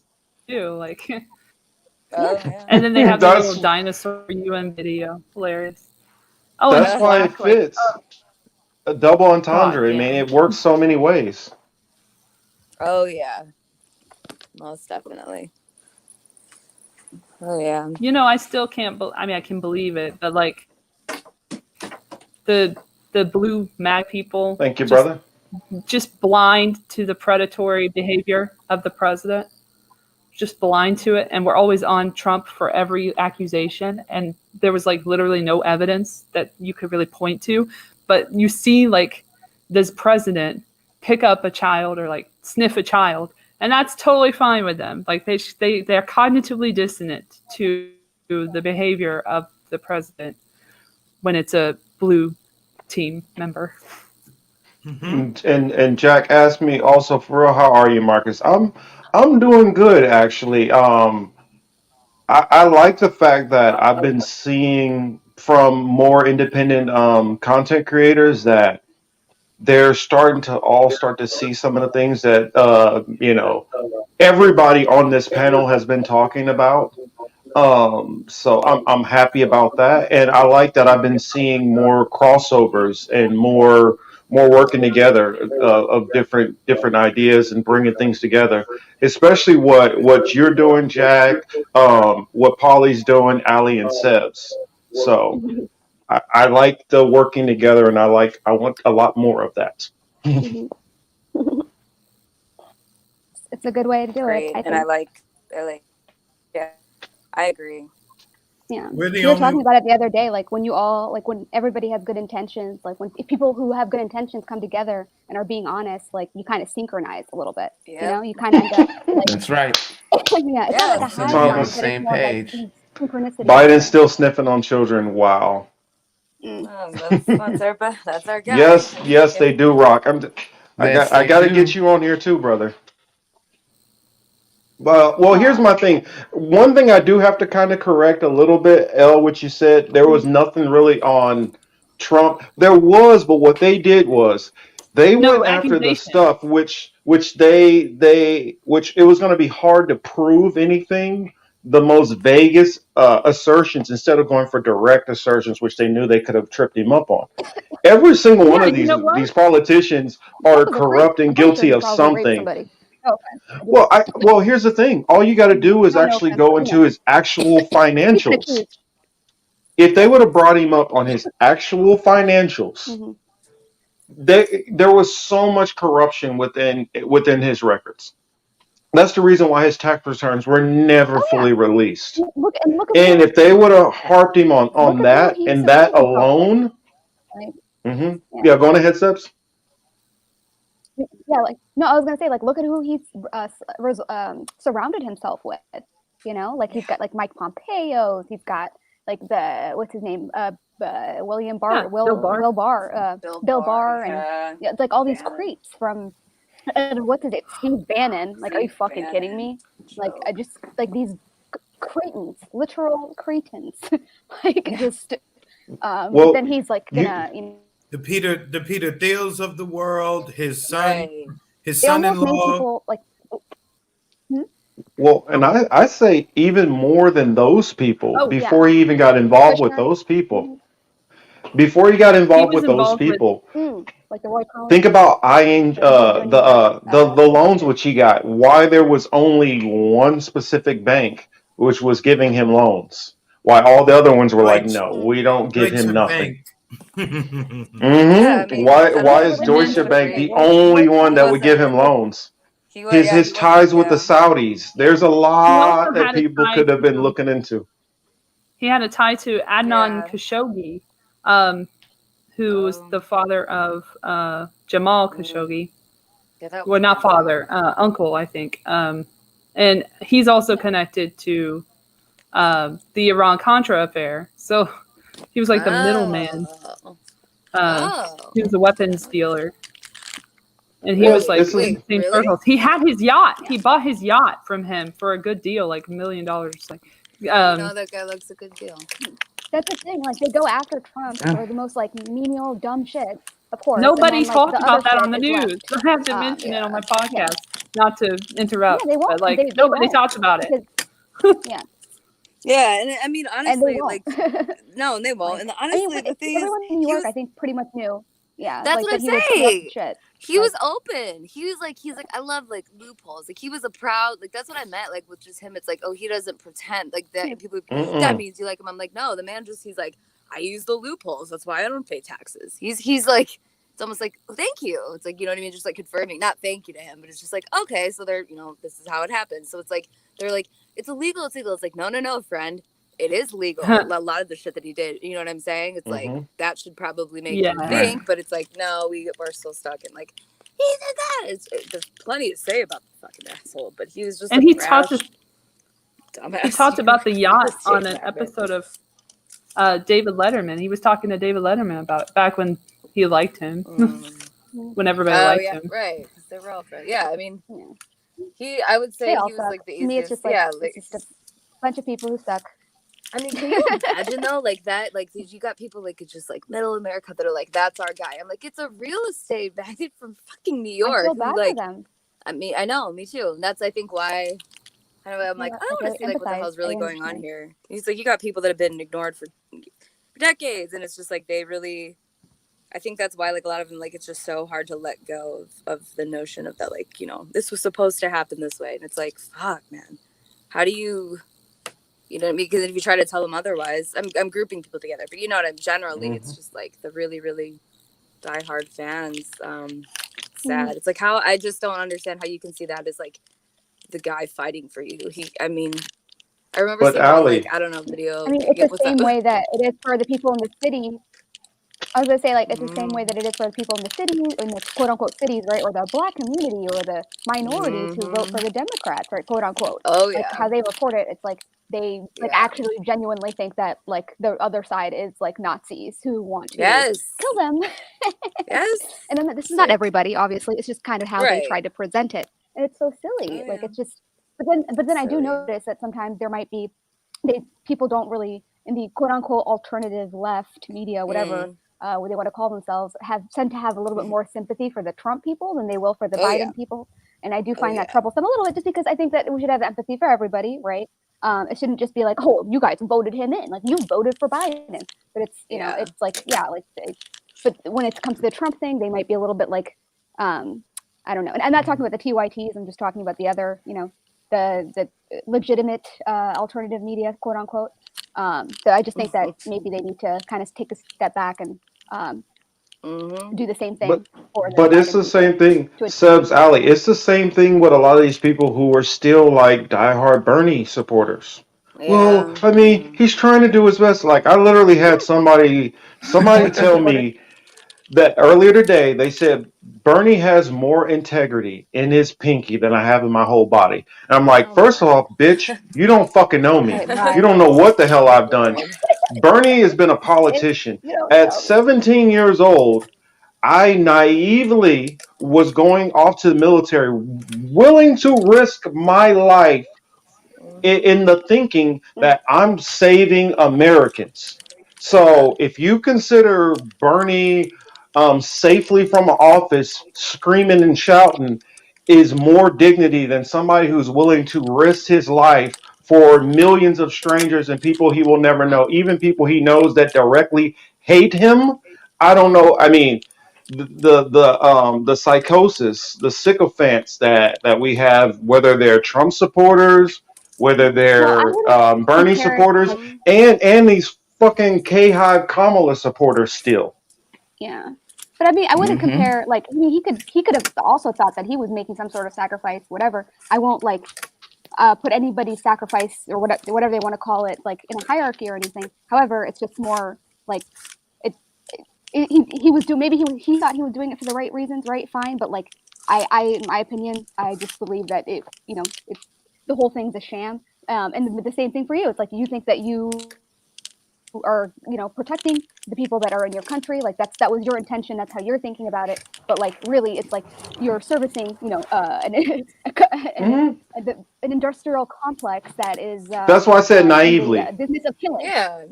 That's why I said naively, because at 17 I really thought I was on the right side of things. I came very close to joining the military around the same time, Marcus. I get it. I totally understand. I know plenty of people. Really close, super close. I just mean, like, everyone when they're young or at some point has like gotten that moment where they're like, oh shit, like, you know, it's like, fuck. Yeah, this is. I can't even imagine. Yeah. Oh my god! Right? Like, yeah.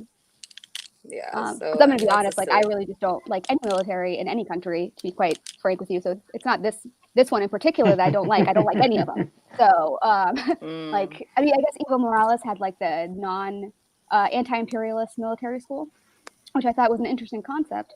But you know, I don't know how they really ran it or anything. So, you know, but I've heard from Bolivians and other people that I think Scuff told me about. But yeah, so. Marcus, I want to play L. I saw your clip there. I'm going to play that too. But Marcus, I did want to play this one for you because I thought you would get a kick out of this shit right here. I'm going to play the clip from Trump's interview the other day, right? Okay. Oh, right. Where he made no, it's all good.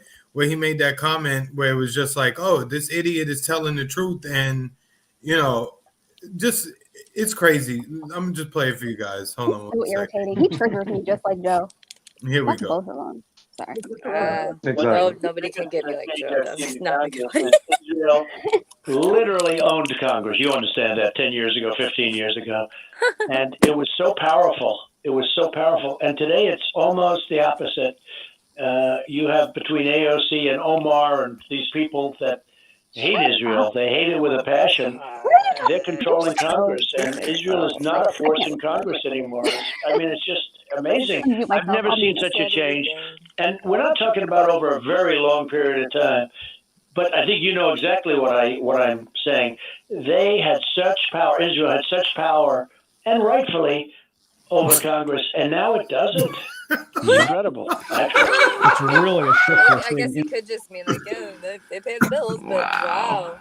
That's what I mean. It was like little things like that. I'm like, oh, you son of a gun, you slipped out. It's just funny. Like, I mean, Joe Biden sends me into a rage. I don't know why. Trump Also, doesn't he's give a wrong fuck. anyway. Israel does not Well, own Congress. yeah. The Chamber of Commerce owns Congress. Yeah, you never APAC hear is very that. small. It doesn't actually work that way. So he's actually incorrect. It's not even really true. Global just, capital controls Congress, Yeah. not Israel. Israel just does the It's like the one surveillance donor. square.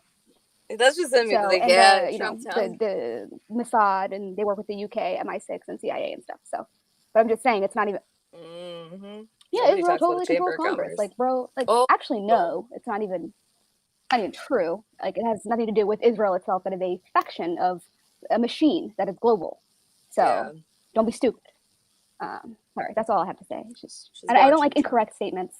Well, Yeah, I feel Thomas, like that was like I'll say the same amount of control, whichever the elites who, and if they came out of Israel, they came out of Israel.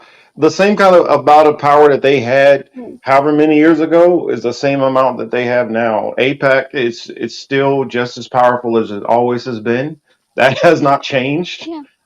So, I mean, and the reason why, I mean, it's just nonsense what he's saying when you literally have Joe Biden who's saying that he has to called be the himself a greatest friend to Zionist. Israel, and so I don't get how you think what AOC and the squad, a handful of people who don't really have any power, all of a sudden tilted the balance of whatever's going on. And get out of here! It's a joke to me. Well, yeah, No, they're the most powerful people. Don't you know? AOC? You know, I want. Sorry, I got myself. You know, too. The thing about that, it's you have to break it down for those who are not initiated, right? So, what first thing he did was try to make it seem as if Israel has no power. Marcus, as you said, we already know who does have the power. Number one. Number two, Yeah. he tried to elevate Ilhan Omar and AOC to the level of having power in the United States Congress. Every single person here, the six of us already know, or five of us if I can't count, but I thought it was six. But yeah, not six. but you know, six. You're good. the six of us know that Ilhan Omar and AOC have absolutely no power whatsoever. So I don't even know why people pay attention to them. They don't do anything. There's a lot more people in Congress that actually do shit that people should be paying Correct. attention to, in my Yeah. opinion. no, People who write and shit or, you know, glorified scribes. no, I agree. Sorry. It's just that he tried to make it. The people who follow Trump would now look at an AOC or Ilhan Omar and put more on them than they really have, right? But they'll ignore Mitch McConnell or Pelosi, and they'll look at those two bumbling, stumbling fools and think that they have any kind of power. So, that's basically him just appealing to his supporters, just like Right. in the chat. Shilling for his You base, have- yeah. basically. Yeah. Correct. Pelosi still has the iron grip over Congress that she has always had. And what she does is she'll take the third way Democrats and whatever they feel like pushing, and she uses them to punch down on anybody else. And then she takes her faction of centrists, and then they'll pop up Cinema or Manchin or whoever the hell that they want to for the time being to thwart everything because they know that, hey, they're going to reward them anyway. They're not going to receive any punishment at all. They're still going to stump for them. They're still going to give them campaign dollars. They're still going to have them on their committees. They're not going to have any pushback to anything that they challenged. But if AOC or any of them say a word, they're done. And it's funny. It's kind of ironic. Ilhan Omar is the whip who is getting whipped. I just think it's funny. But Pelosi doesn't even do anything. To be honest with you, she raises money. That's why she's the head. She raises the most amount of money. Like she is. She raises the money and she gets she passes the bills, whichever. I can't remember what. It used to be Alec, and then the Alec was on the corporation side, and then there's another one. You guys can probably help me with it, where it's the revolving senators. That's the other half of who writes the bills, and then it's a whole shit. It's a group full of just freaking lawyers, and it's like these three factions are responsible for majority of the bills which are written in Congress. Well, they get direction from think tanks and stuff, and like large organizations and insurance companies and pharmaceutical companies, people from the NIH, FDA, business, because it makes sense, right? To just have the stakeholders writing the bills. Yeah. For them to be consulted when decisions are made. That's why I laugh at And that's people. in We law. don't. Yeah. Yeah, we don't have a democracy. We don't have a republic. We don't have either one of those. What we have is The we've had empire. soft fascism for I don't know how long, and now it's just kind Exactly. of starting to show its authoritarian side. Yeah, the authoritarian grip around the world, I would say. Yeah, I mean, it's not like the And for people who fascists. are I mean, they thinking were clearly, praised it here. is Yeah. scary. What's up? Wait, what's up, Sebs? If you're thinking clearly and you're being honest with yourself, like, this is scary, right? It's It's not horrifying. just me. Like, Yeah, because you're just like, whoa. It's like you just when you think like, okay, I kind of got it figured out, and then you find out more information, you're like, nope. And you find, you know what I mean? You're just, you keep going down this path. It's horrifying, and you have good people with you, but it's still just like, Jesus. So it's hard to let sometimes. That's why I was just like laughing. Signs, they're liars. See, Science here. I have to Right. answer this one for Science. Says I'm not hearing any solutions. Just point out how much better 99%, 99.8% corrupt is better than 100% corrupt. How do we keep the machines honest? Here's the sad and scary thing: you can't do it. There is nothing you can do about it. It's not That's what I possible. like. That's the reason why I completely opted out It's of just not all possible. politics. I mean, the fact that Jeff Bezos and all these people would throw money into a city council race, like talking about Shawan, the fact that they're that to that level of dumping that kind of money, even down to the congressional level, when I hear all these people like, oh, well, what we first need to do is we first need to get rid of capitalism down and to we the need to city do this and then we're council. gonna I'm like, you guys are you're living in fucking la la land. Here's That the is solution. impossible. You're an ant trying to lift an elephant's foot. All of this, Identify the like, problem. oh, well, we're going to start a third party. Do you realize the kind of power and money dynamics that are going on? Do you realize how much corruption has been going on? I mean, it's already so powerful Just that look at there is nothing you can do about it. I know it's not. I know it's not sexy to tell people the truth, but there ain't nothing that the average people can do to stop this. Well, also, too, just look at something even as minor as the debates for the presidential election, right? The two Hold on, I'll be people, right back. the two people who supposedly hate each other, right? The Democratic nominee and the Republican nominee. They both get together and they decide, all right, it's just going to be me and you. We're going to keep everybody else out of here. So just with that small bit of information, if you think that they're not on the same team, clearly you're just not paying attention to much of anything. They're not. I'll give you a perfect example. Yeah, go ahead. I'll give you a perfect example. My old boss at my last job is running for the House of Representatives seat in my state, and I was going over it with my friend, and he was like, "Oh, he's just gonna do all of these awful things." I was like, "Well, his opponent wasn't gonna do anything any better than he was gonna do, so why? So why do you invest yourself into that? You don't have any power to really do anything. I mean, it boggles the mind." So, and like, no one's gonna have a solution. I'm sorry, like that one perfect solution. I feel like exactly. Let's stop focusing on politicians in the general. You know what I mean? Because they'll compromise all day for the money. All day they'll compromise all day for the money. Yeah, then we're missing out. Like, oh, maybe over here this is how they're rolling this. There's so many other industries, silos. It's just like it's not that's kind of like we're almost. I think you just have to be really honest with yourself about how what you're doing is contributing to the state of anyone's world. Like genuinely think about, and I mean like really deep down. It might get ugly, but sorry. Like, and like we're not perfect. It's like we're all contributing, but it's like like the politicians. It's like I don't know. So I don't have a solution. I feel like if there's somebody has that one solution. That's to me is like, how are you gonna do that? So I don't know, because we've been talking about this lately, like this solution. Yeah, and I'm not saying like it's all lost, but you have to. I don't know.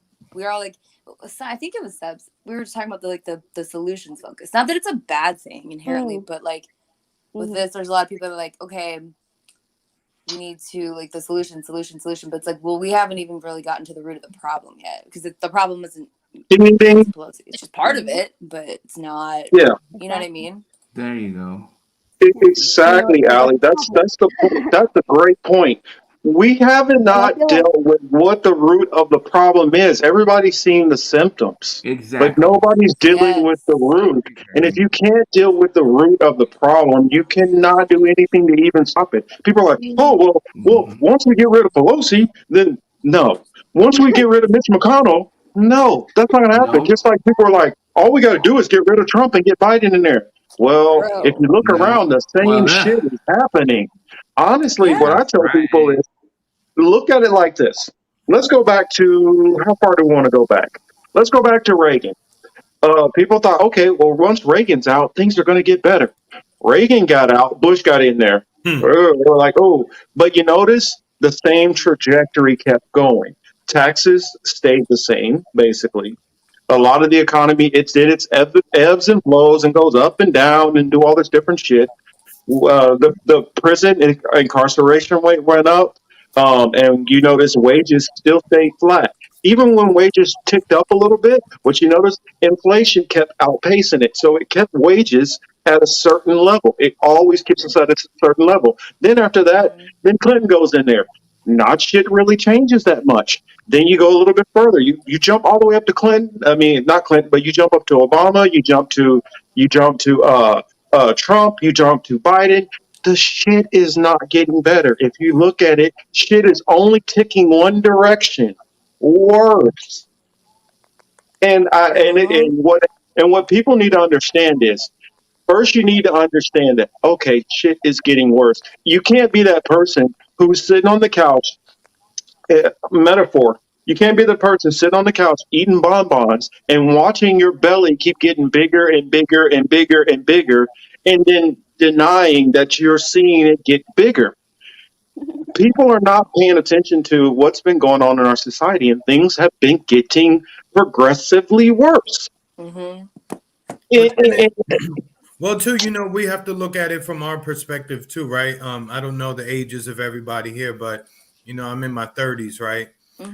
For the generation under me, I'm 22 forever, so I don't really care. I'm the old man. What age? Wait, I'm the old man.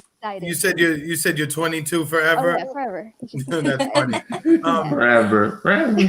But honestly, we can look at the generation under us. They're quite okay with everything being digital, and That's weird, bro. They are, but they grew up. What's wrong with They grew up in that way, so I guess this goes directly into what you guys were writing about. If you think about it, where we see the total blending of man and machine as an issue, right? We see that like, okay, yeah, there could be some benefits to that, but also we can see that it's not being controlled by the average regular person, right? We know the principles behind this are really bad, and what they have intended for us is not really good.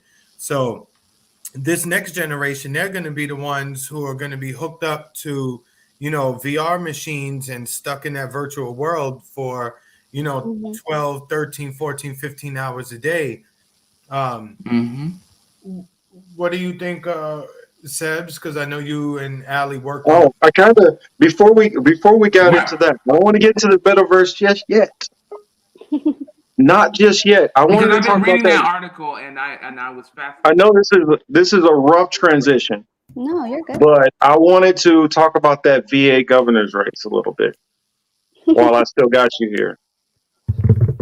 I definitely, because Chris, I know you were watching, you were looking at it last week, so I definitely want to talk about real quick. What video? But Marcus. The video that was on the screen that you took off. Oh yeah, you want me I have to head that? out soon, so. Okay, yeah, I'll pull it back up. I just just real quick. It's like 2 minutes. Yeah, I was talking about it in the chat about the affair. I stepped away for a minute. I don't know what's going on. All right, cool. Here we go, Al. This is the video.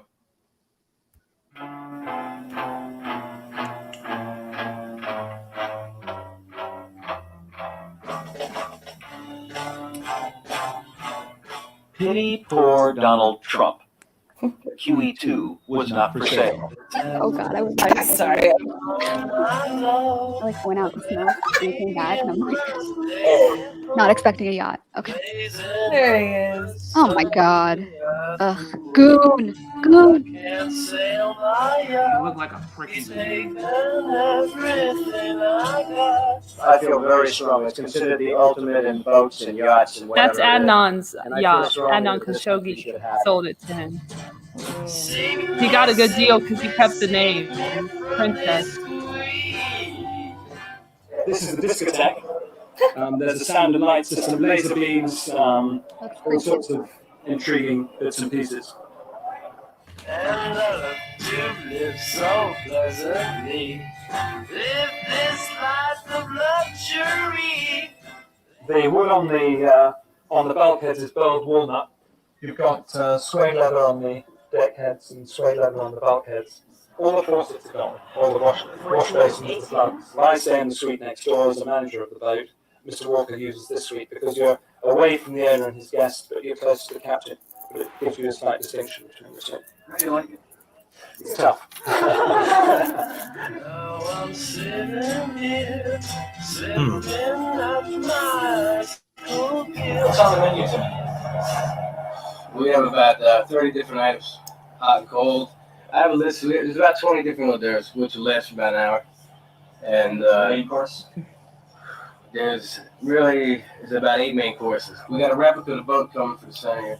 So about this big chocolate. What's the first party? What is the party right tonight, 4th of July, and this is the place to be. We're going to be watching the fireworks, and all our friends and the business people are going to be in here, and we're going to have a lot of fun. Life is not easy for Donald Trump. Donald Trump fights and kicks and screams at everything he gets. Based on what we saw Of here course he today, speaks in the third Fox person. News has decided to commit to a major investigative report on how tough it is to be Donald Trump. Of course, this will require extensive research aboard the Trump Princess.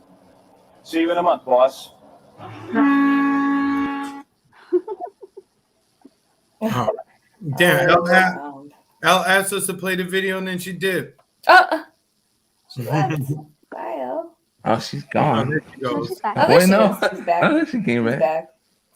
She's gonna talk. I did not She's gonna cover do the that on Virginia. purpose again. That's okay. They kicked me out again. Oh, Trump. They kicked me out again. Indeed. But you're saying that book belonged I'm being to bad. Khashoggi? Yogi's brother, I think she Punished. said. It's not my internet, I tell you. So, Elle, was that Khashoggi's brother, dad, or who owned that? Yeah. No, it's his uncle. Oh, his uncle. Adnan Khashoggi is the uncle of Jamal What's up, Khashoggi, tender who was lungs? murdered. Yeah.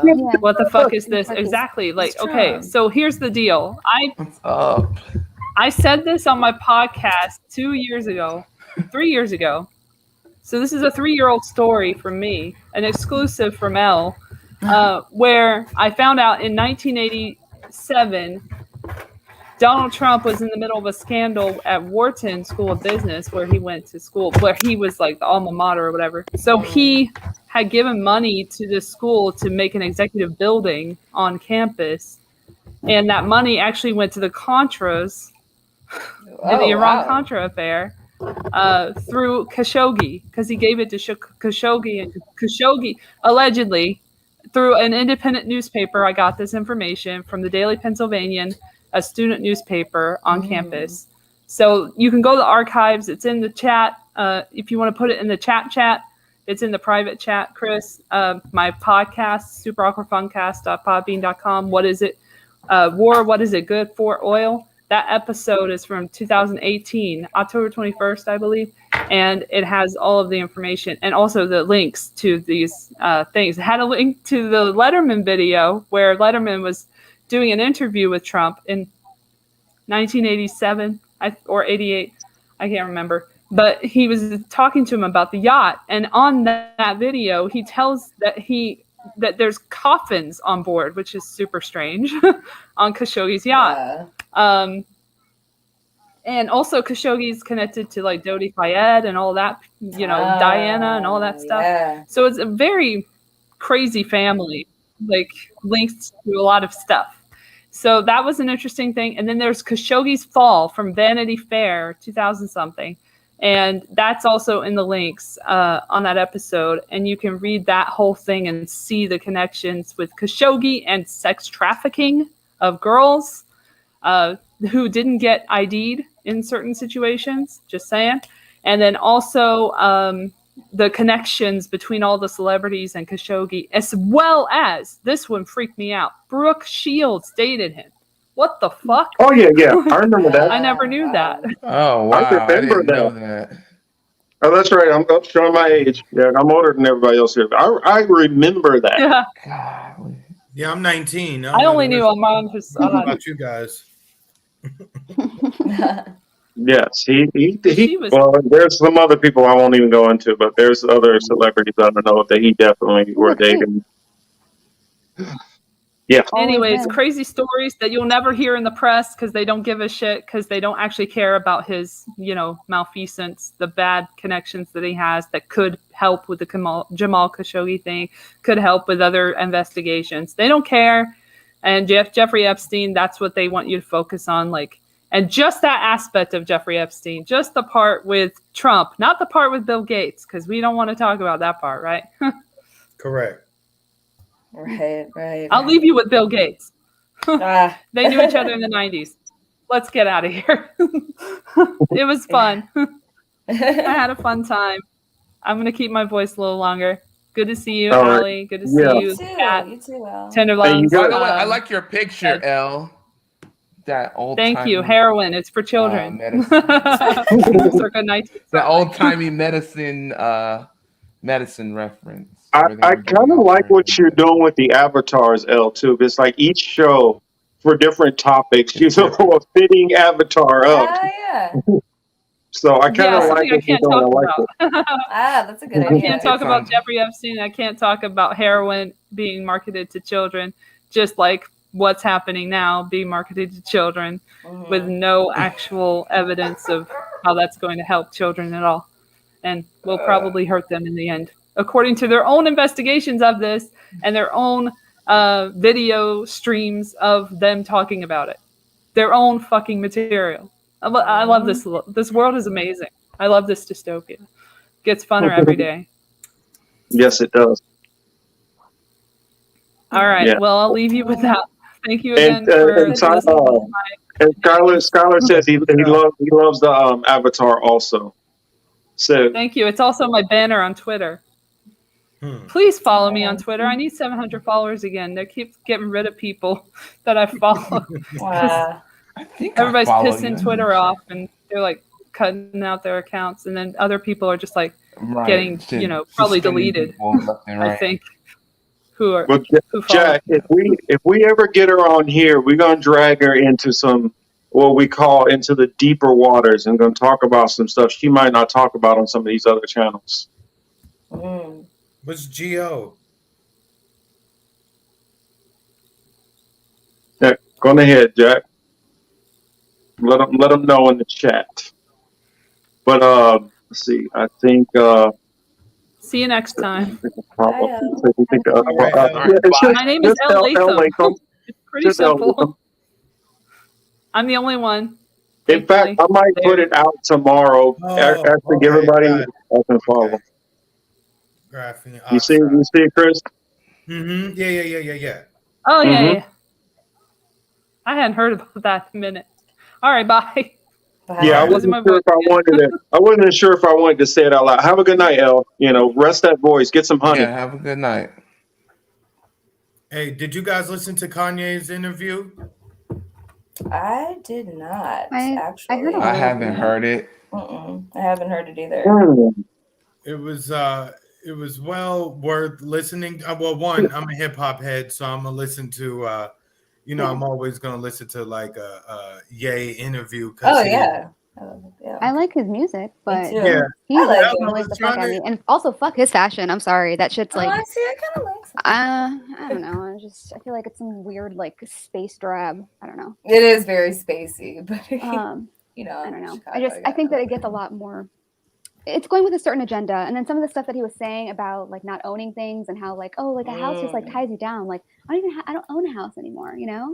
Yeah, I had to go to Lisbon and I had to take a train to Paris. But like, you know, I just embraced that experience because, you know, that's just what we had to do. And I wanted to live like how other people are living. It's like, first of all, I'm sorry. I understand that he maybe was making a bigger point. Fine. But go fuck yourself. If you're that tone deaf. Especially because, yeah, like, so I was already where you annoyed came from the from. beginning. Yeah. Kelly, I would say either, let's see, either Apocalypto, because nobody knows that, or 2012. Wait, no, The Day After Tomorrow. I'm sorry, not 2012. What's everyone's favorite apocalyptic movie? Oh shit. Either Terminator 2 or The Matrix. That's a good one. Aly and Sebs, what's yours? I don't think I have a favorite apocalyptic. I like more, I guess, like, yeah, I like a really whimsical dystopian things. Which you're gonna ask, well, what's your favorite movie? That I don't know. I'm so bad at movies. I don't know. I'm lame. I hate this question. I don't have. I just don't have a favorite like apocalyptic. I don't know. Yeah. What's maybe some shows that I've liked. Yeah, I'm more of a show person. But I don't know if it's been. I've seen. I don't know. My short answer is I don't know. I will. I'm sure there's one. Sorry. I never have answers to those questions. Like, what's your favorite? This I never have one at the time.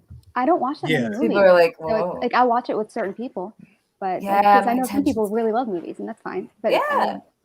I do other things as I watch with them sometimes.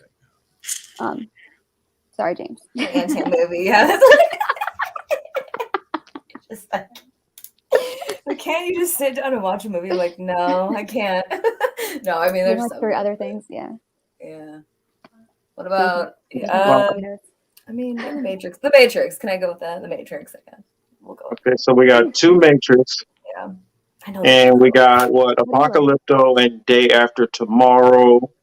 And let's see. Yeah, I agree with Al. Sorry, I agree with Al. The one that we're in. I agree with Yeah, exactly. The current one that we're living through. Yeah. I would say it's funny. I can't remember the name of it right now. The Denzel one. Crap. Oh. Denzel, Gary Sinise, not Gary Sinise. Gary Oldman. What is the name of that movie? I can't remember it. Can't remember it to save my life right now. You know, I won't. I guess I can spoil the ending because people. There we go. Thanks, my brother Misha, always saving me. Book of Eli. I was just gonna say that. I swear to God. Oh I swear to yeah, God. I forgot about that That one. is a good one. You guys should know that. You know, a guy like me who loves knives and swords and the Bible would probably pick that movie. Yes, that is a good one. I did like the Book of Eli. Yeah. And let's not forget, I was a weapons tech, so you know. Right. That works for you, right? Oh, it definitely works for me. But before that one, I would have said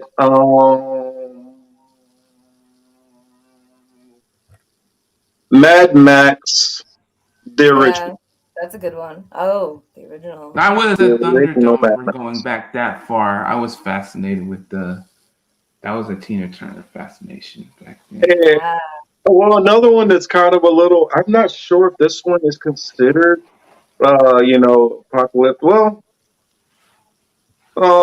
is what Independence Day considered one? Yeah, I mean the same family, I would say. hmm Let's see. Tinder says Z for Zachariah was kind of good if I'm remembering it right. I haven't seen that. I have to check that one out. I recognize the name. The Happening. That's a good one. Oh yeah, I forgot. Sebs, Aly, that's something we do a lot on here. So our chat knows we talk about movies a lot. So whether it's like predictive programming or just stuff that's interesting, whatever, we definitely talk about a lot of that. Oh, had a Bible theme. I'm gonna have to definitely check that out, Tinder. Thanks. Oh yeah, by the way, on my Discord, I have a part on there where you can add in music, and Tinder gave me a new song in there that I've been grooving to, kind of funky. So For those of you guys who follow me on Discord, get in there, add your music takes. It doesn't necessarily have to be political or whatever. It doesn't matter what type of music it is. If you think it's something that everybody will jam to and like, throw it in there. I threw I was talking to Aly one day while we were in there, and I gave her one of my Cubano reggaeton songs that she was jamming to. So Yeah, that's good shit. it's all kind of mixes in there, you I know. like that. Oh, Road Warrior was dope. Yes, it was. I'm trying to think what other. Oh, well, you know what, El? That's a good topic right there. You could throw in everybody's favorite M. Night Shyamalan. I guess assuming that everybody likes M. Night Shyamalan.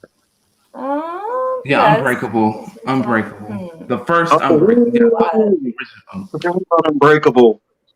Good one. I honestly, believe it or not, Sixth Sense. Sixth Sense. Yeah, that's what I was gonna say. Probably was one of the Good ones one. I've seen. That was a classic.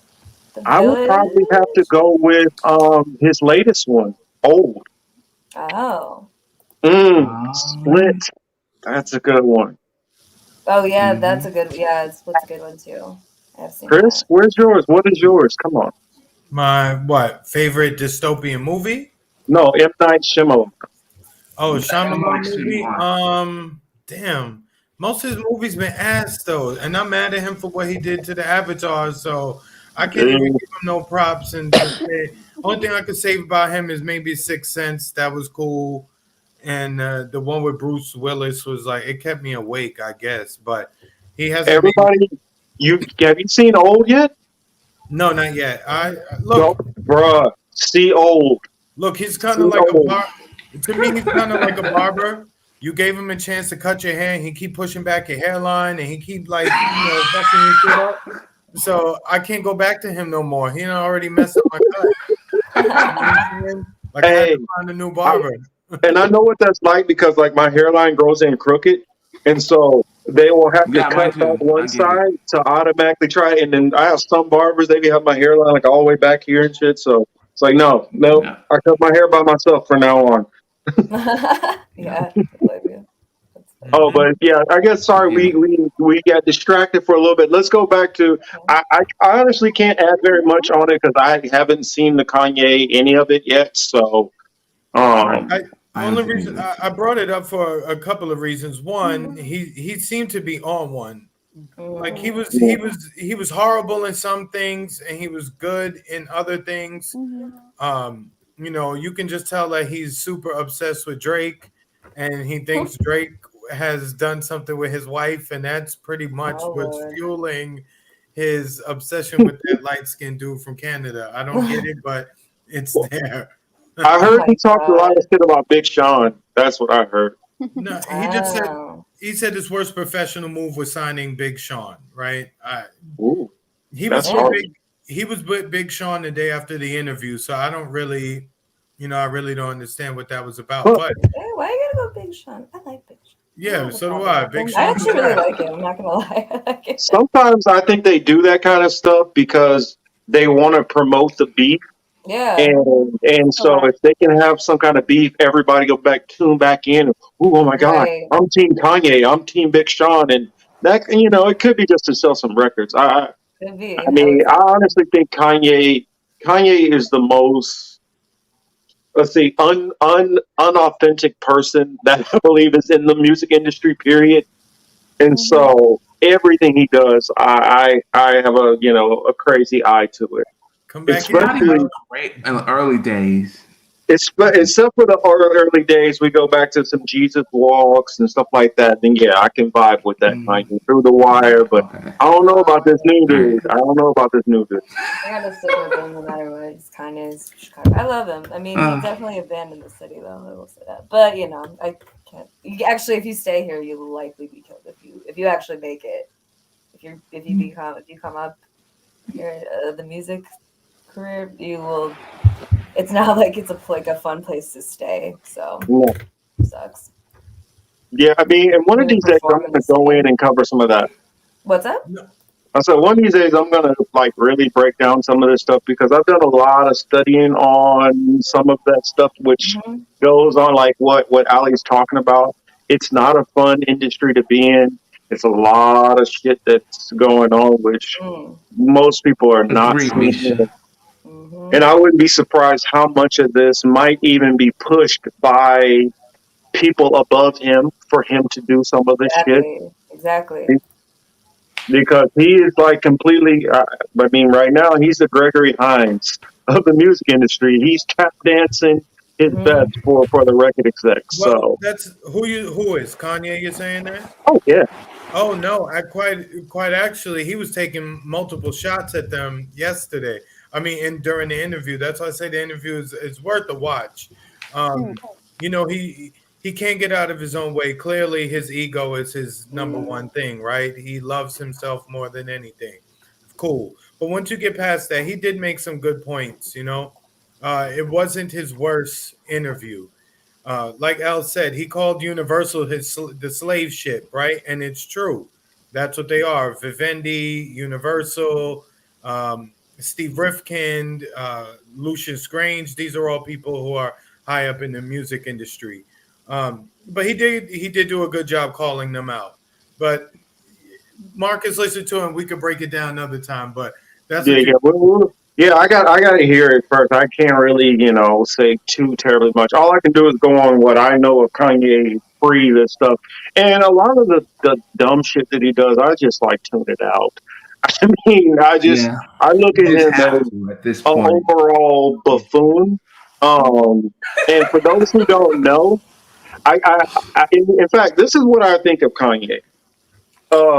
Look up Deacon Sakari, and you're gonna have to when you look up this song, you're gonna have to actually push. You're probably gonna see an alert, a warning that you've never seen on any song before on YouTube. Oh And wow. after you push this, okay, I'm willing to listen to this song. And the name of the song is Kanye West. Oh Lord. So yes, Deacon Sakari has a song called Kanye Oh West. Look wow. up that song. That's what I feel about Kanye. So. You know, All right another then. interesting part of the interview that people may not have seen coming was that he called out his wife's handlers and publicists. Right? Basically, he was like, "I hate that bitch." Right? So But that was something that. I always wonder how much of that is pro wrestling too. Well, it seems as if their life is pro wrestling. He was kind of with it, but then he kind of wasn't anymore.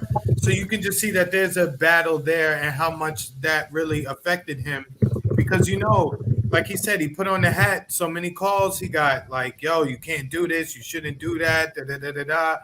If my brother put on the MAGA hat and said I'm Donald Trump for life, like, I'll just look at my brother like, yo, you crazy, but yo, let's eat some dinner. You know what I'm saying? I'm not gonna have beef with him like that. But in this situation, because so much money and press and all the bullshit around it, they really would like trying to call him crazy just for saying that. You know what I'm saying? But it was amazing to me that he just came right out and said that he don't fuck with Kim's handler at all. Like very straight up. So that's another thing that I found very interesting because normally he would try not to piss them people off, but he really did. But Marcus, yeah, you should watch that. But he also touched on several topics, directly and indirectly, about where we are right now as a society and shit. So it's worth your time, especially if you're a hip hop head. He's crazy and all that other shit, but it was good. And then he gave Dame Dash. He did give Dame Dash a big shout out too. I'll check it out actually. I think somebody was Yeah, saying we'll check it out. I was like, well, we got to talk about that governor's race. Got to talk about that. Yeah. Okay.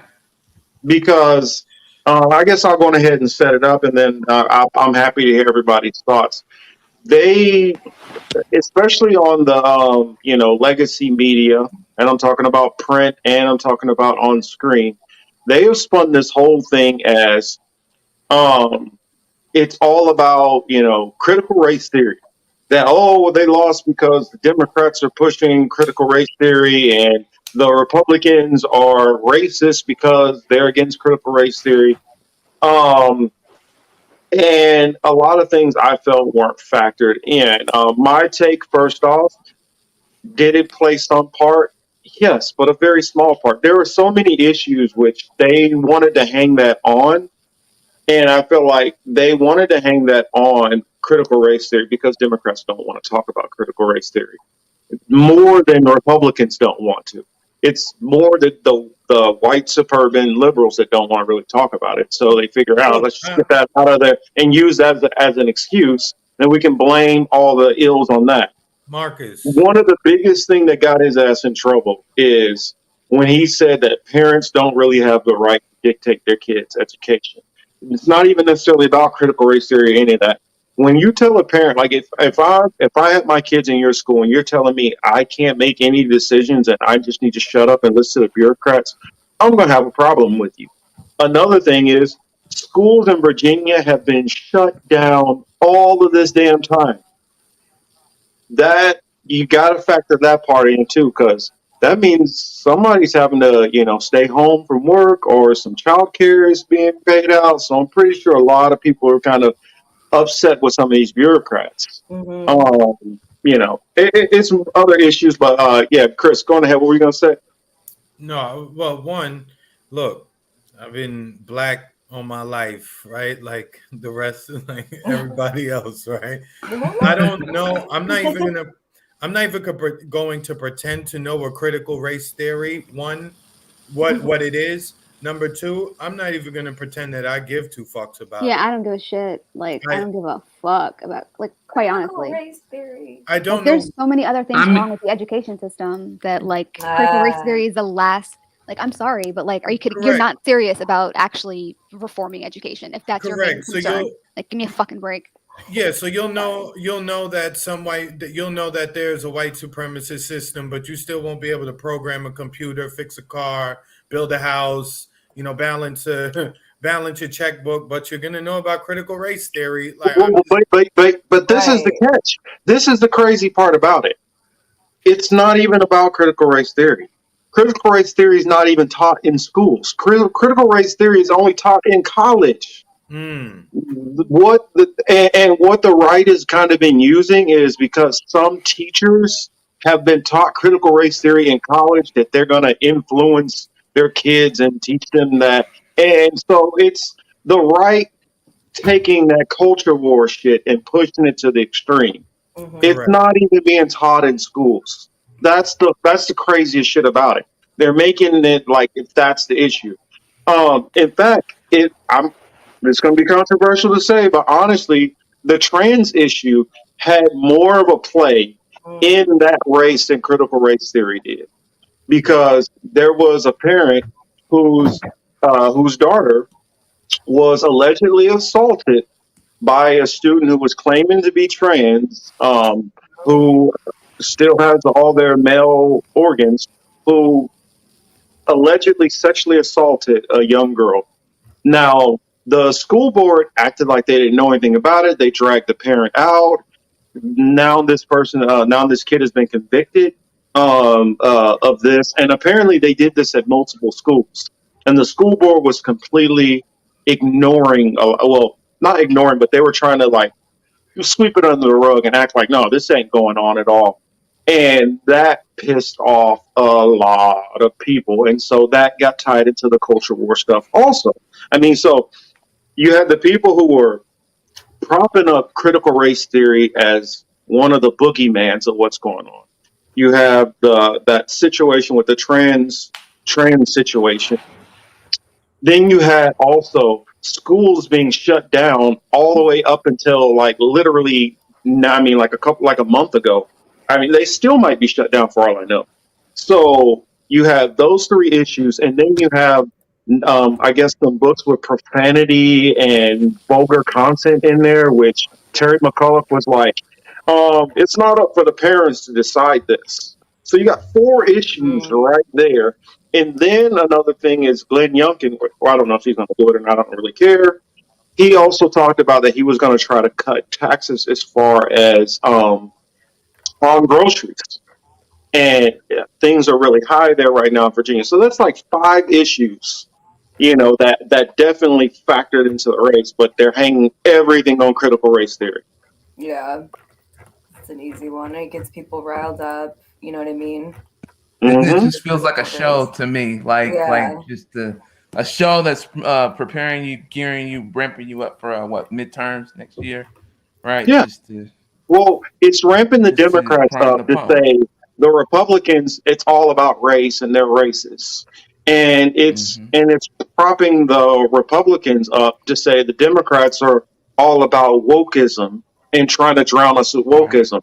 And they're making it all about these national issues to set the stage for, because they try to tie all this back to Trump, and you had that goofy ass thing with the Lincoln Project, which happened, which they say it was intentional, that it was going to be a stunt to pretend, but when you look at it, what actually the actual sway in the race was white women voters.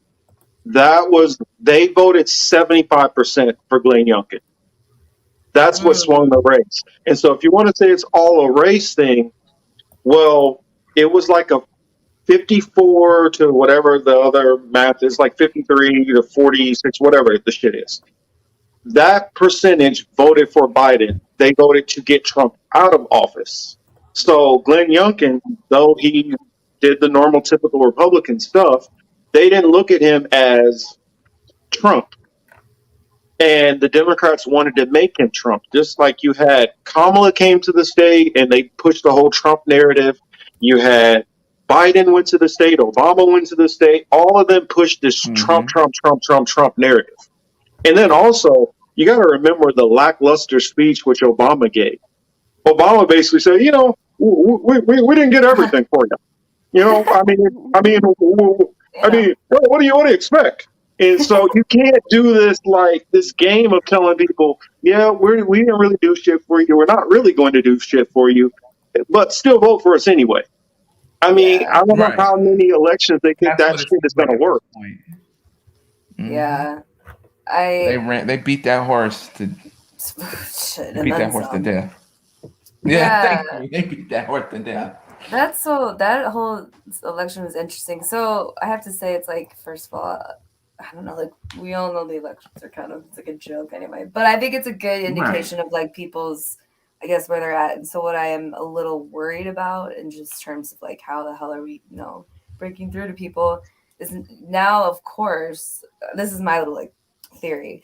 I think, of course, the Republicans, given like the culture war, like, yeah, I would say that they're, quote, like, from that point of view, like they're starting to win because like they're not being seen as like the party that is, of course, open like for freedom, but like they're the ones that are not into mandates. You know what I mean? Everything that like people are against, it's like, oh, cool, like they're for it. Because I'm seeing more and more people being like, you know what, maybe okay, but it's like, okay, it could just be another great way to like the Republicans will do well in the next elections, and all the same shit's still gonna happen. It's just gonna be like, you know what I mean? Like when it was with Trump, people had no idea like what Operation Warp Speed really was. So that's what I'm saying is like you get a good temperature check of like, okay, this is where people are at, but I'm afraid people are gonna fall into the trap of thinking that, okay, if we just get a bunch of Republicans in, like we'll be good. Do you know what I'm saying? But I still think it was interesting. I'm not surprised, but I just already kind of see that happening.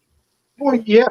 This is how you know that the critical race theory wasn't the biggest deal because New Jersey, the Democrats were supposed to walk away with that election, and they barely squeaked it out. So what that's showing is across the board, Democrats are, the independent voters are pissed off with Biden, and though it didn't show it in most of the exit polls, I honestly believe this mandate stuff is a big part of it. Oh, for sure. It's destroying people's the mandate and just like everything. It's just another cycle of people taking out their anger or whatever. If that's how they see it, is going to the voting box or the voting.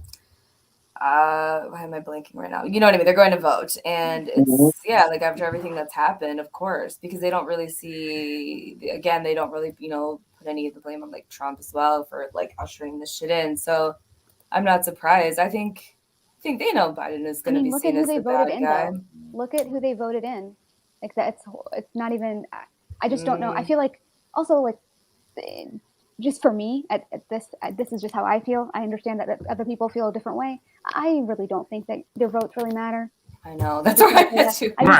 Me too. I just don't feel like they really count for anything. So They yeah, it don't doesn't count. even to me. I It's feel like I don't they give a count. like. I just Yeah, don't it was just care. like, I'm kind of like not.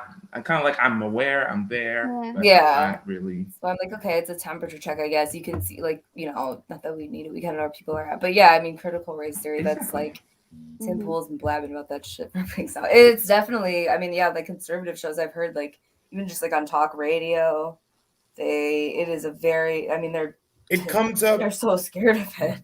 Hey, Aly, it comes up as if like, you know, Al Sharpton's going to show up at the daycare and like take their kids and start teaching their kids. I mean, the way they carry on about it, you would just really think like, you know, it's going to have a major impact on their child's life. But again, as a lot of people in the comment section have already said, it's more culture war shit. And like, as far as I'm concerned, I'm over this shit. You know what I'm saying? I'm just over it. I can't. Oh my.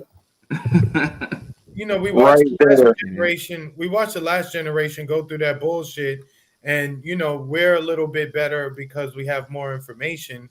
And I'm just looking back at all the arguments they had about the dumb shit. No wonder why where we are with very little resistance. Right. Because they're too busy worrying about what the fuck Bill O'Reilly said or what Keith Olbermann said. Like, fuck what those guys say.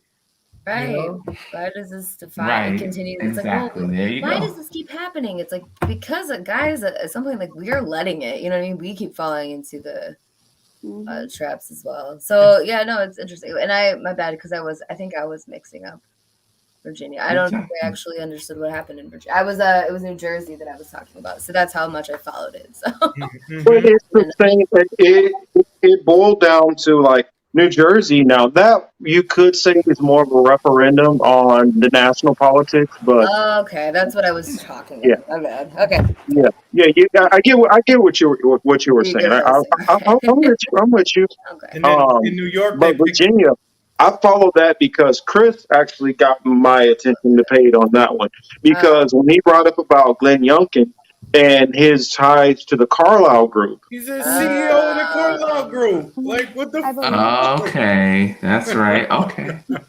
Well, but here's this. Let's add this other thing. You want to know why normally, like for instance, like remember when Obama, he hit Mitt Romney on the whole Bain Capital stuff? And the reason why McAuliffe did not go after Youngkin on the Carlyle Group stuff is because he's an investor.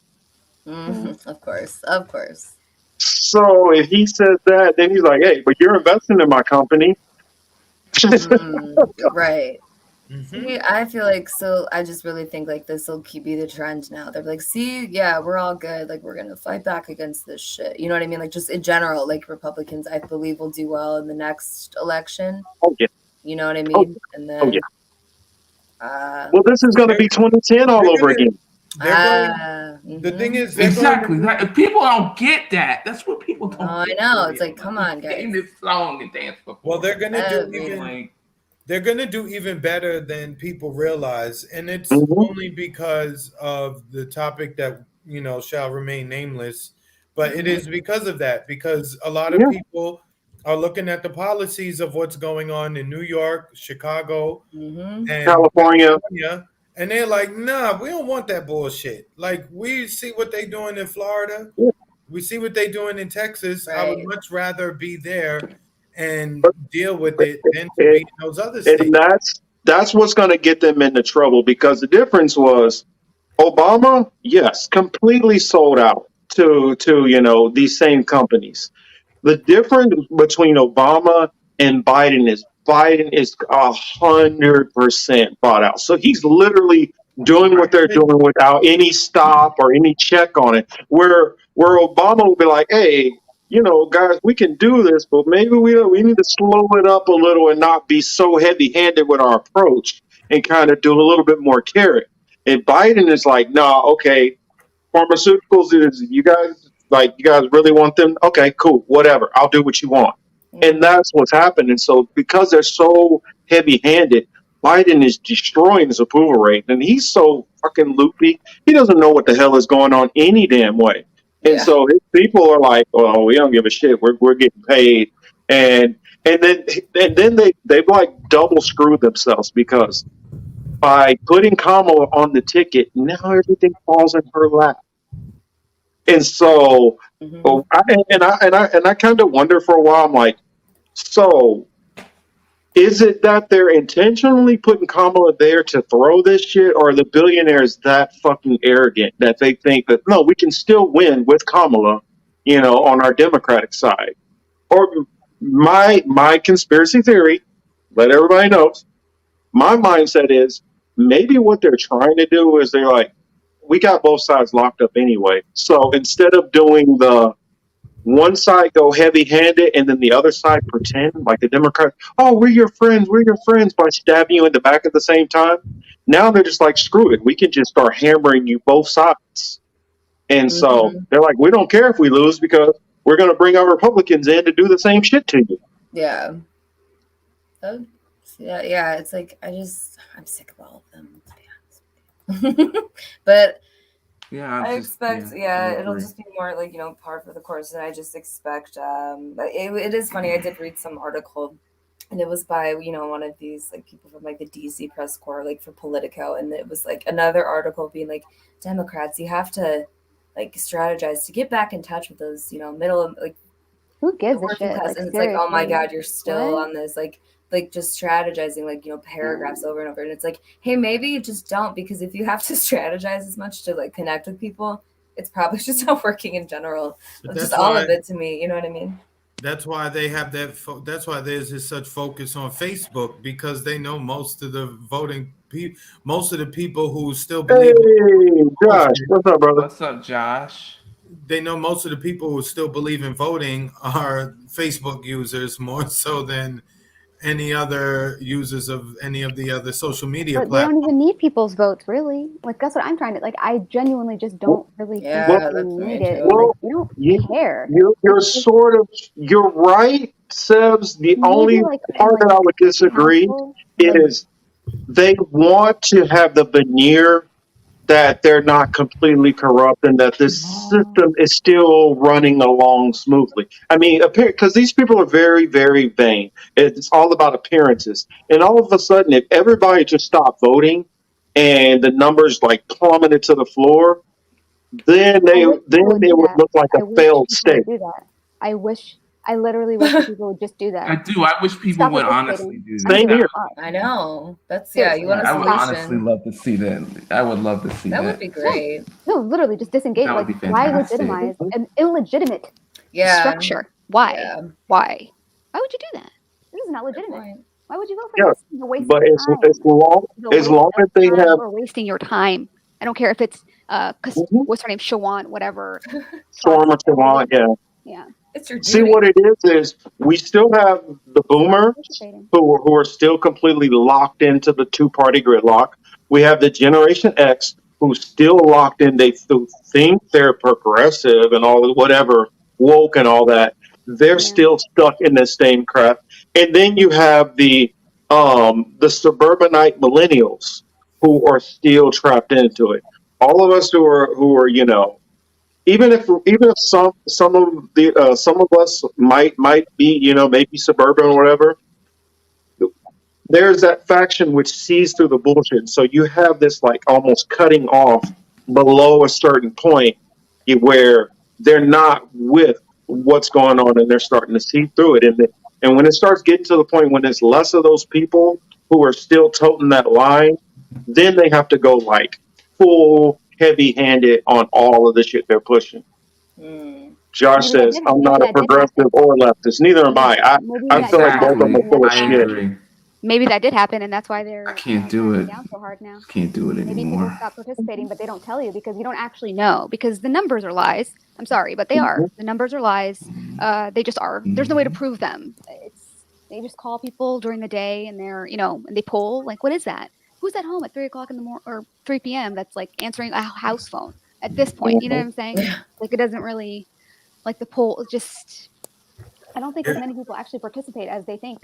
No, they probably get like 15 people, and they're all I relatives. think it already happened, by the way. Yeah, and they're all relatives. Yeah, and they're relatives of the people who work at the news companies. Say, yo, grandma, I'm gonna call you at like 12. Hey, auntie, I'm gonna call you at 12.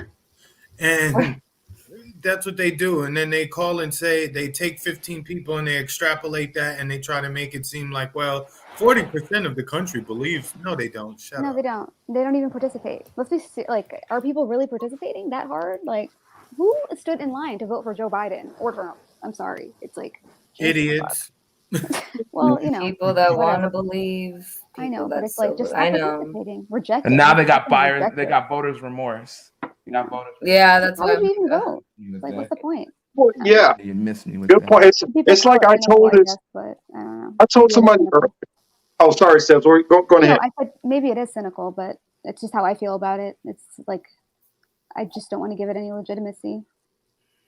Well, the thing about it is we have to be honest with what the hell we're seeing, and we have to stop being so driven on hope that we can't realize what's obviously right in front of us. And you know, the five of us here and Six Count L and most of our chat, we're hip to what's going on. But the problem is there's so many more people who are not like us, who are not willing to do any critical thinking, who are not willing to question anything, and who's just going to go with it because they have so much hope for it. I talked to someone earlier today. Remember that comment I brought up about them saying Bernie had more integrity in his pinky than I had in my whole body?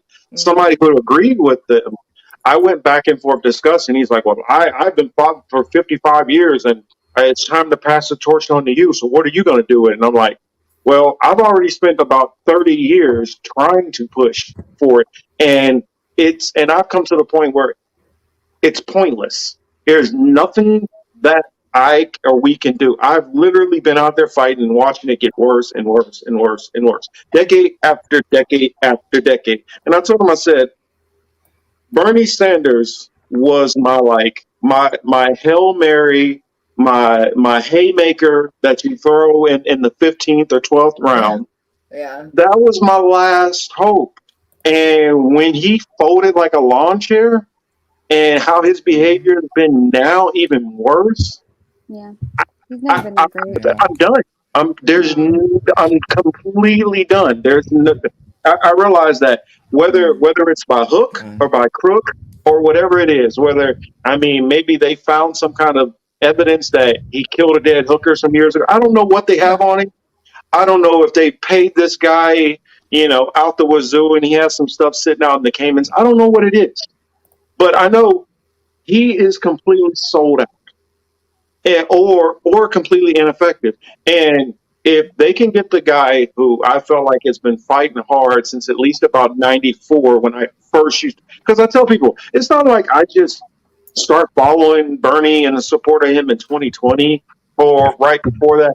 I was a Bernie supporter since the 90s. Oh wow. And I've literally watched this guy just fold over and over, and he was the only one that was even trying to fight. Really, I mean, you have your Ralph Naders out there. You had your I'm trying to remember who was it, the oil tycoon who ran between Clinton and Bush. Ross Perot. You have some of those people every now and then that'll come and try, but they get like pushed so much out. And then you watch the Green Party tell everybody all the shit that they want. Oh yeah, we're going to help you. We're going to do this. We're going to do that. And then they completely, right when it comes to election time, actually doing something, then they start doing a whole bunch of goofy shit. So nobody will take them serious. And I watch. This is like I tell people all the time. This is the Harlem Globetrotters. We're watching the Harlem Globetrotters versus the Washington Generals. We already know who's going to win the damn game, and stop trying to expect that the Washington Generals are going to actually win one day. They're not. It's scripted. I mean, I don't even talk about them. I think that it's easier to talk about other things when you're approaching these topics, because I think if that's going to be the topic, then it's going to already be like divisive from the get-go. So it's like I'd rather just approach them talking about something else that is actually going to affect their everyday lives. Yeah. That has nothing to do with these figures, because these are just the biggest names. They're kind of a cover for the structure that needs to We be. will get murdered. Yeah. If we do that, Lawan, we will get murdered. That's what will happen. What do you mean?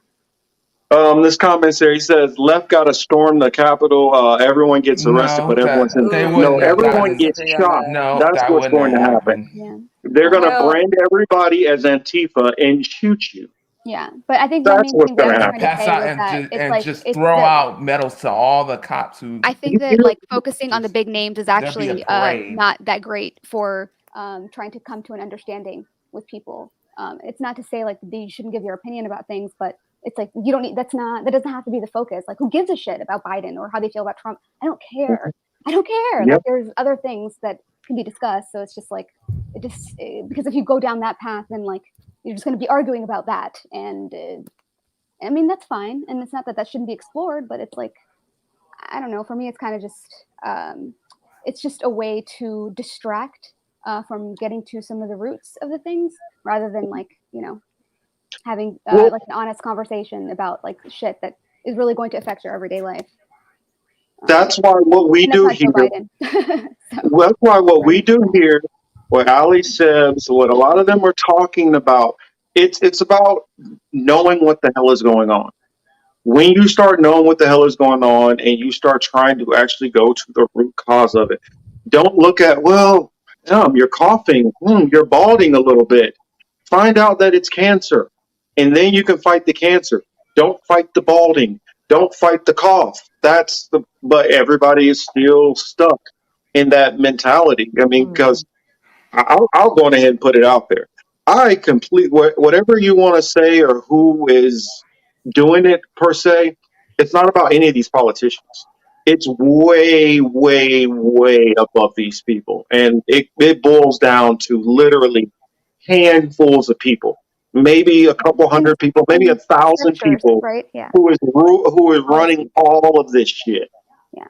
But it's easier to talk to people who aren't, maybe who are thinking that these people are going to be helping them, to talk to them on a different level than just to make it like, oh no, this person sucks. Like, yeah, they fucking do suck, number one. But like, I don't want to talk about that because there's other things. Let me tell you why, but like, I will connect it to something that is much broader, that is actually, in my opinion, more relevant, crucial, rather than, just Joe Biden sniffing kids and Trump grabbing somebody by their vagina. Like, it's just, I don't know. It's at a certain point, it's like, yeah, haha, very funny, whatever. Can we move on? Like, is there something else? Let's talk about let's talk about impact investments. Like, do you know what your pension is going into? Like your 401k. Your pension's you know what I'm a saying? hedge It's fund, like, right? Okay, you're an electric engineer. Like, tell me about that. Like, what do you do? What are you building?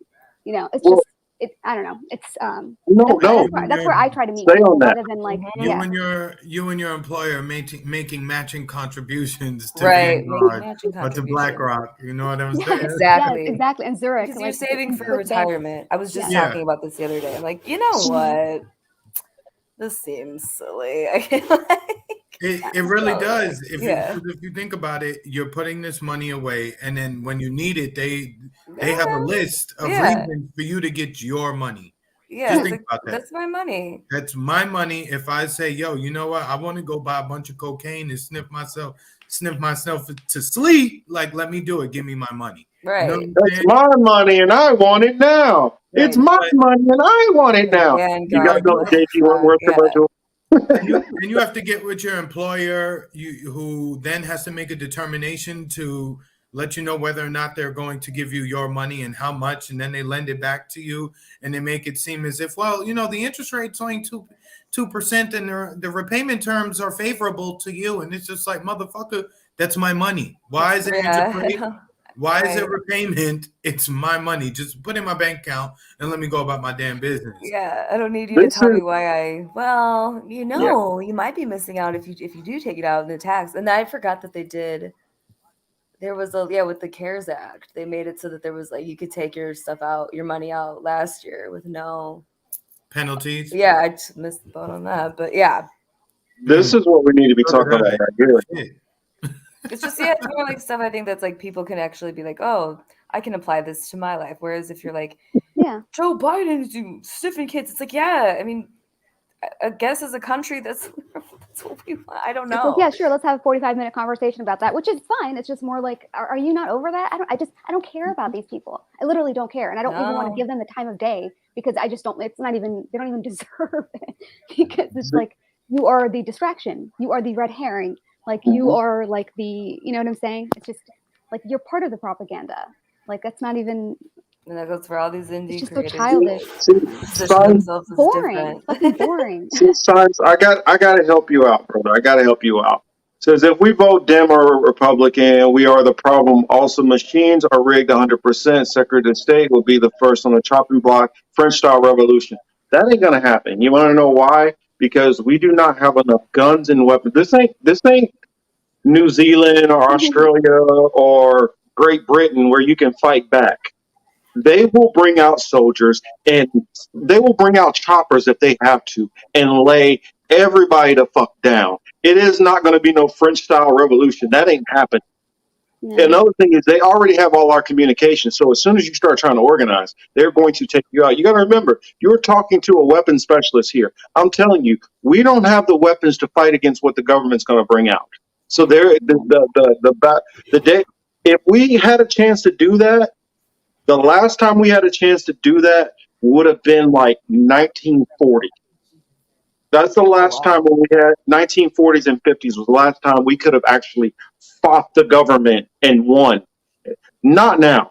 Those days are long, long gone.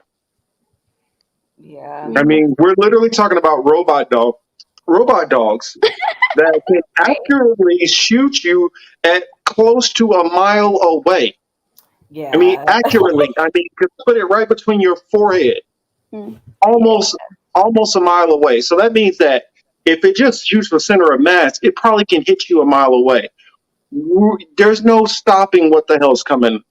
You can't stop drones. You can't stop. There's so many weapons they have. They're coming out with rail guns that are Plus, going to like, be you can't portable beat them with size. their own weapons. Like, you can't beat them with their own tactics. Like, it doesn't work No. that way either. I'm Right. sorry. Never. You can learn them, doesn't mean you use them. Like, Oh, You can learn them, but Seth, Jack brought up something, and it's kind of funny. I wanted to ask you about that. I was talking about the blockchain in Ethiopia. oh yeah, that happened months ago. Mm. Yeah. Mhm.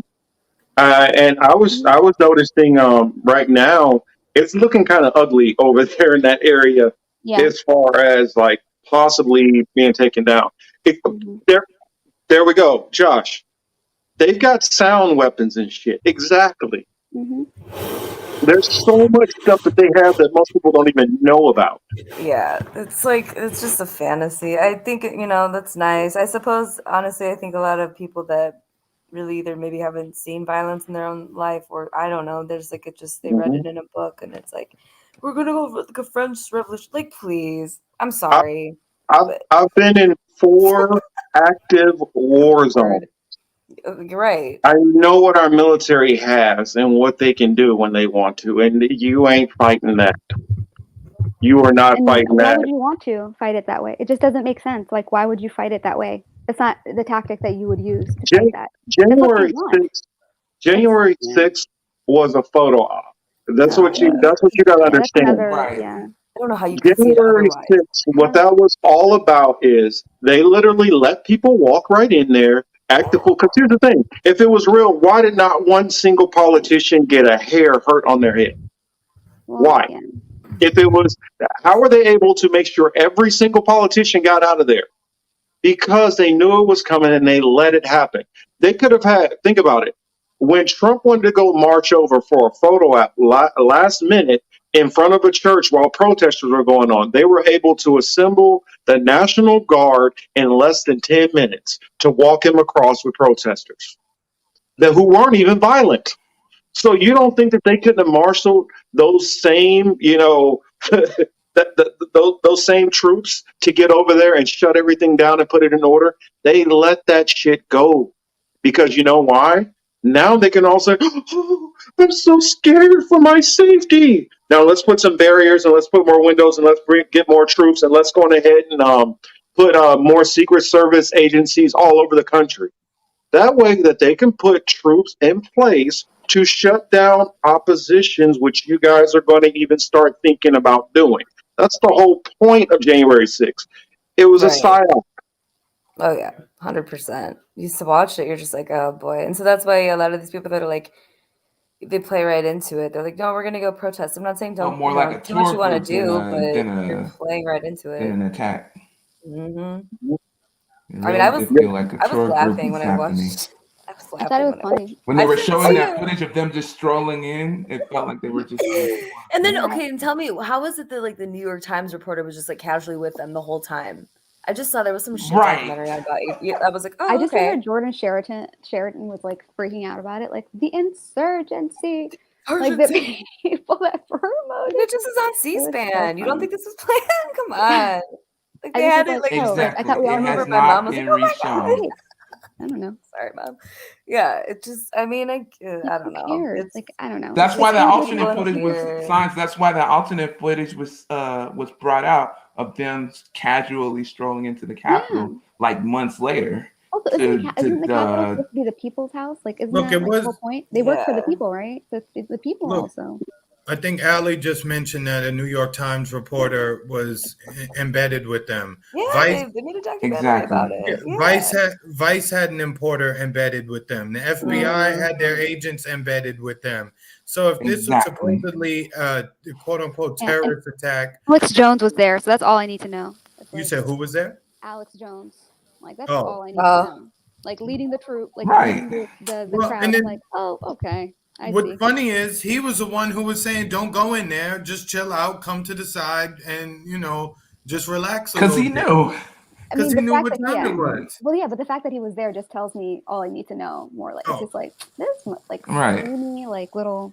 Whether he knows it or not, he is being used, and he is very connected to Mossad and the intelligence community. That's why he never, in all his years, he's When in he all got his quote unquote years. deplatformed, give me a fucking break, bro. Then you put up your app and you already had enough of a following. They all followed you there, and everybody was on your app that could aggregate all this data and had backdoors and shit. So as soon Looking as you like, download it on your phone, yeah.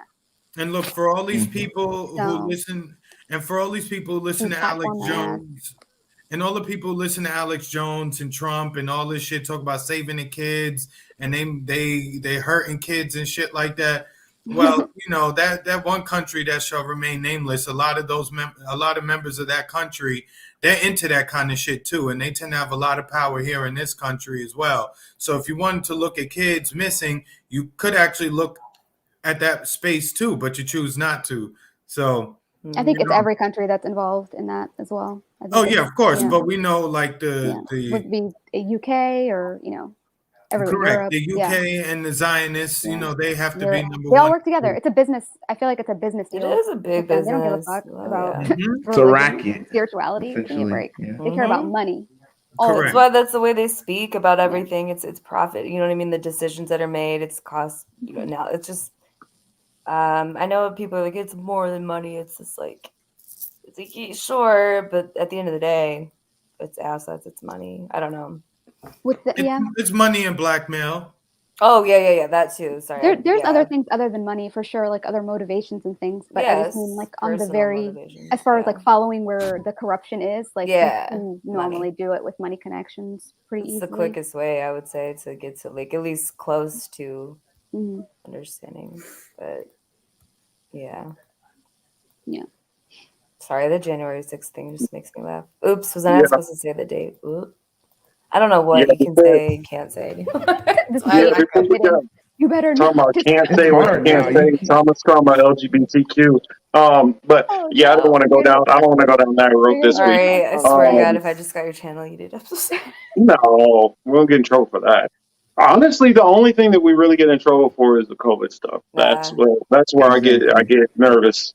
There's a way to talk about it without since I have you both on here, I want to talk a little bit about your article that you just wrote. I had the time to read it. Fantastic, by the way. Yes, we do read your articles over here. And I recently watched your interview over there with Franco talking about the metaverse. So I wanted to do a little bit of time to talk about the metaverse and the ties with the Cures Act and Build Back Better and all that's intertwined. So, Aly and Sebs, could you kind of cue the audience in on some of that? Let them know, break it down. Chris, if you're, I know my boy over there. He was already tired before we started. So if you're tired and you got to dip out, it's all right. I understand, brother. Oh. Yeah, man. So it's like, yeah, I'm gonna just get offline and watch you guys from here. I'm about to kind of crash too because it's been probably like 20 hours. Chris, can you make? I can't do it on my phone right now. Can you make Jack a mod real quick? All right, how do I do that? You should just be able to click on him, and it should give you an option to be able to do it. I just can't do it because I'm on my phone. Okay. Actually, let me see. Yeah, you should just be able to click on him. It should give a couple of options. No, on the side, you should have some kind of like little buttons that you click. Yeah, there's 3 buttons here, so it says either put user in timeout or block user. No, crap, I'm trying to remember. Hold on, I might have another way to do it. I'll tell you about it. It's okay. I'll tell you where to find it. No worries. Don't worry about it. I don't want to make you like. Where's the Yeah, go ahead and tell him real quick, and that way he can just do it, and then Jack can be able to mod and put that in there. Because I want to make Jack a mod anyway. Oh, okay. So, and I think I've made a couple of people mods when I'm on my tablet. I can get in there and do all that stuff, but I just didn't want to make you do extra work at the moment. Yeah. If you're on your tablet. Put in the work. That's cool. Just tell me where to find it. Or if you want to post a link in the chat, I could do it I could pull it up that way too. I can't do it though. Yeah, Marcus, I don't know how to make them a mod. I'm trying to remember. You work. Oh, I think I made everybody mods on my other channel. How do I do it? I can't. Yeah, I do not know how to do it here on the phone. Do it from your phone.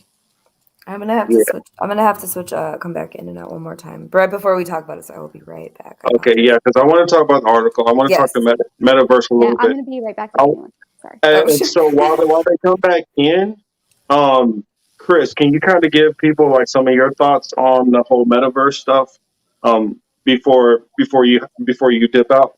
Well, I mean,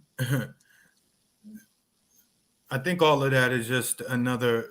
Well, look, you're gonna have a lot of people unemployed in the near future, right? So the next best, the thing you're gonna have to do with them is to get their brains in the virtual world and get them to forget what's going on in the real world.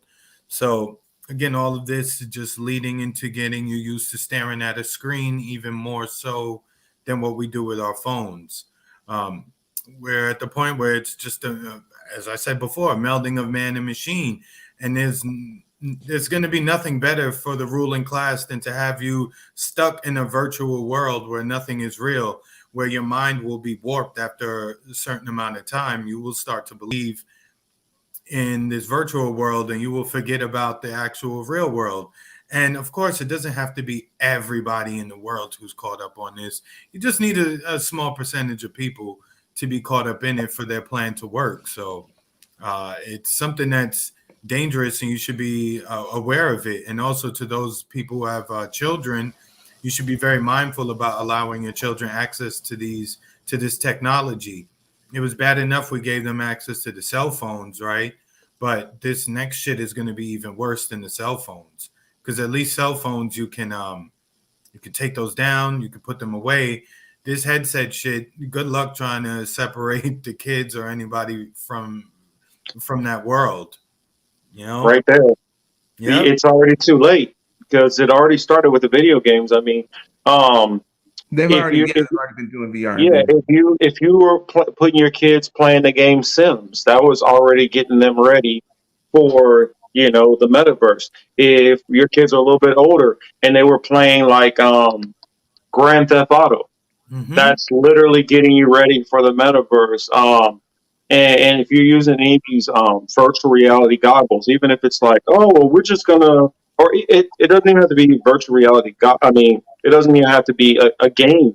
It could be the movies. It could be, oh, well, you know how it could, the roller coasters through the VR, all of those different things like that. Um, and that's where they started, and that's where they've been starting it. And all of that ties in with blockchain. It ties into, I can't remember what they're called, the NFTs. All of those things are all tied in together. E, are you familiar with some of this stuff, the metaverse stuff?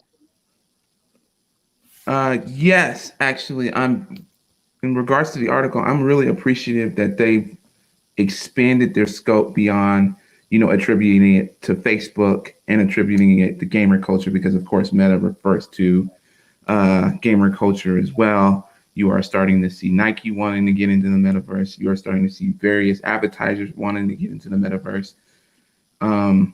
It's supposed to be the harbinger to the fourth industrial revolution, apparently. So it's definitely something people need to be very, very, very worried about. And in fact, there's actually a lot of movies and TV shows that allude to the fact that people are sitting in a virtual world and there's really nothing out there for you. Your life is pretty much miserable. You sit in a virtual reality world. What some of them alluded to the fact that you may be trapped in that world. Others say you browse the internet like you're browsing on your cell phone, and you have ads shooting at you all day, porn, other various advertisements. So it's really Funny. more It's like funny you they've already. mentioned that, because I remember watching maybe 10 years back where a lot of this stuff would, and I don't know if people remember the show Real Sex on HBO, and it would go Hey, into all these different Marcus, things. It was talking about that on there back then.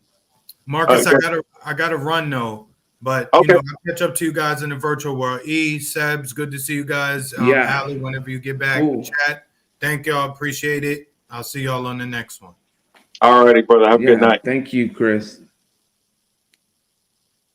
But yeah, a lot of that stuff, and it's weird enough, a lot of this weird technology, they do start it off in porn for some reason. I don't know why. But it does go through those different things. So sorry for interrupting. Go ahead, E. No, I just that was just what was particularly fascinating to me, is that people were apparently talking about living in a virtual reality world and probably getting some money to just be able to pay for like their headset and basic necessities to go like eat and stuff. And I'm just like, there are so many movies that were alluding to this like years ago. You put on a headset and you operate in your own little virtual world. You don't actually have to interact with the outside world. You're all good. I mean, I think what was that one?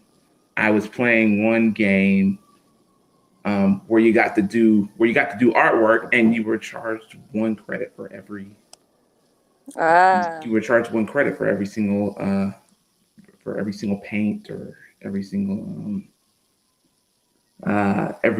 your canvas and everything. And if you bought a package, it took like 10 seconds. So. Mm-hmm. Well, yeah, they're literally like creating a whole, like right now, you could buy like 30 Rock in some of these virtual world spaces for like 20 NFT dollars or something like that, or credits. I'm not sure exactly the terminology for that, but all of these things, they're starting to do it and starting to build it up. I've been seeing like New York Times, like, what are you missing about the metaverse? And so many things. That's the thing, though. So that's kind of how it's being framed, as far as how they're advertising it and how they're saying that it's going to be on the surface, or on the digital surface, right? But it kind of comes out of very much a like a surveillance, I guess, route. It's rooted in total and just all-encompassing surveillance at all times of every day. So, because basically, in order for them to create the digital twin, which is a huge aspect of the metaverse, right? They have to collect all of your information, like all of your data, as far as like your, like obviously your physical data, but also your behavioral data, your genetic data, like literally your DNA, everything. And then that will be all put on this blockchain that will kind of feed into this virtual world that has a twin of you that is reacting exactly the way that you're acting in real time, because that is also being surveilled. And I know that sounds like crazy, kooky, like nonsense, but like that's what that is. That's how you build a digital twin, because it has to reflect your physical. Obviously, it's not going to be a reflection. It's just data, right? That's not really you, but they're going to judge you based on that. And by they, I just mean like just how things are happening right now with these health passports, things like that, where it's like you're allowed to do this if you do this, and you're allowed to do that if you do this thing. Yeah, And badge yeah, so it's just token. like and it comes out of that domain awareness system that is also mentioned on there that Bloomberg did with like IBM and NYPD.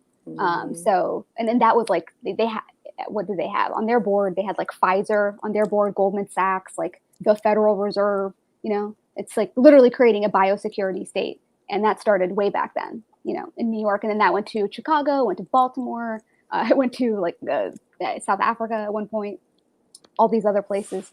I think Abu Dhabi was one of them. So yeah, so it's just. Hey guys, I gotta get going too. Yeah. Okay. Oh, But it was all really right. good seeing all It of was you good guys. talking to you too. All right. Until next time. Yeah. All right, and I love the article. Thank you so much. Thank you. It was good talking to you. Not too next time. Okay. You guys, good night, guys. Okay. Good Good night. night, bro. Yeah. Yeah. But yeah, so it's like a lot more than just like, you know, playing games and hanging out like with the Facebook. Like, oh, this is like just like a silly little thing. It's like, you know, this is just not. It's being spoken about as if it's just like Facebook or something. Yeah, it's just shit. That's like not funny. That's It's just like it's not funny. It's like scratching the surface. And I feel like by Yeah. doing that, whether it's intentional or not, because there are lots of people in the indie media space, not to bash on it, it's considering it's how you guys know me, but whatever. You learn a lot though.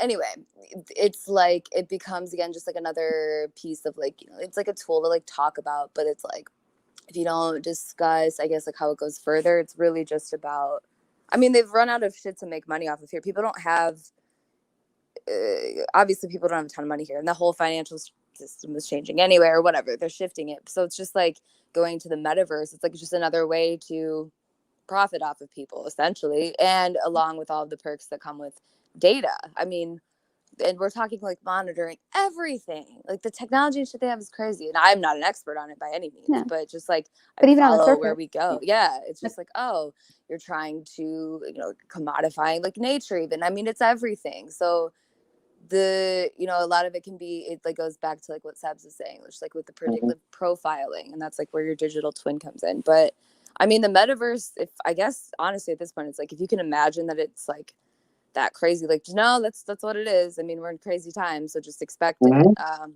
You know, I mean, there's. But I You feel got like there's people, like this attempt to make it like this silly thing, which like, Yeah. yeah, it can be. It's like, yeah, we're in this like virtual world, and he's got these crazy kooky glasses, and it's so silly, and it's like, yeah, okay, whatever, that's fine. But I'm talking But about they like the metaverse as in like what they're building as far as Mhm. like, you know, a picture of you in their metaverse. It doesn't really matter if you participate in it or not.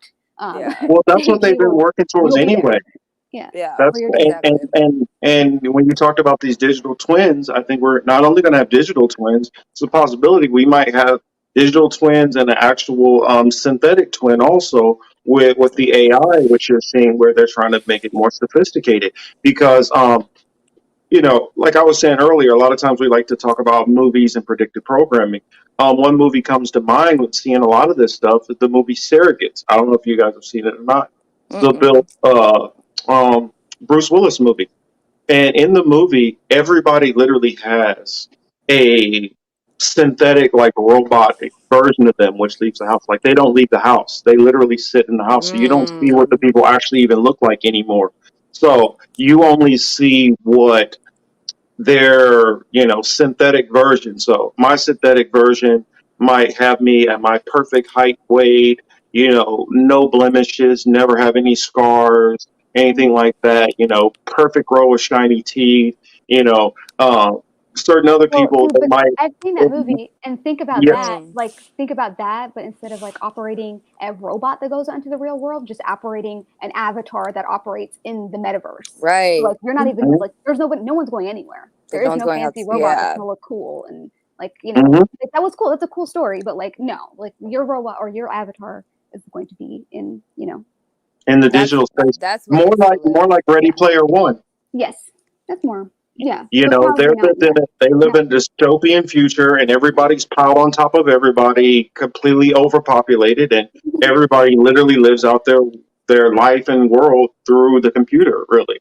Mm-hmm. Yeah, so it's just yeah, like what Sebs is saying, it's like, yeah, no, like outside isn't gonna matter then. It's like, because that's the point. It's like, oh no, you live in here now. You're just kind of this like, thing. You're just this bag of flesh, like, but you're gonna just, they'll make you think you're in control of whatever the hell is going on there. Like, I don't know, and I would like for us to not know. And the people are always like, well, we have to make progress, and like technology, can be used for good. And it's like, yeah, but why are we just completely disconnecting with the natural world? Because that's, the trajectory of this. It's just less and less and less like being about like in the natural world. You have to ask yourselves kind of, well, what would the motivation be there?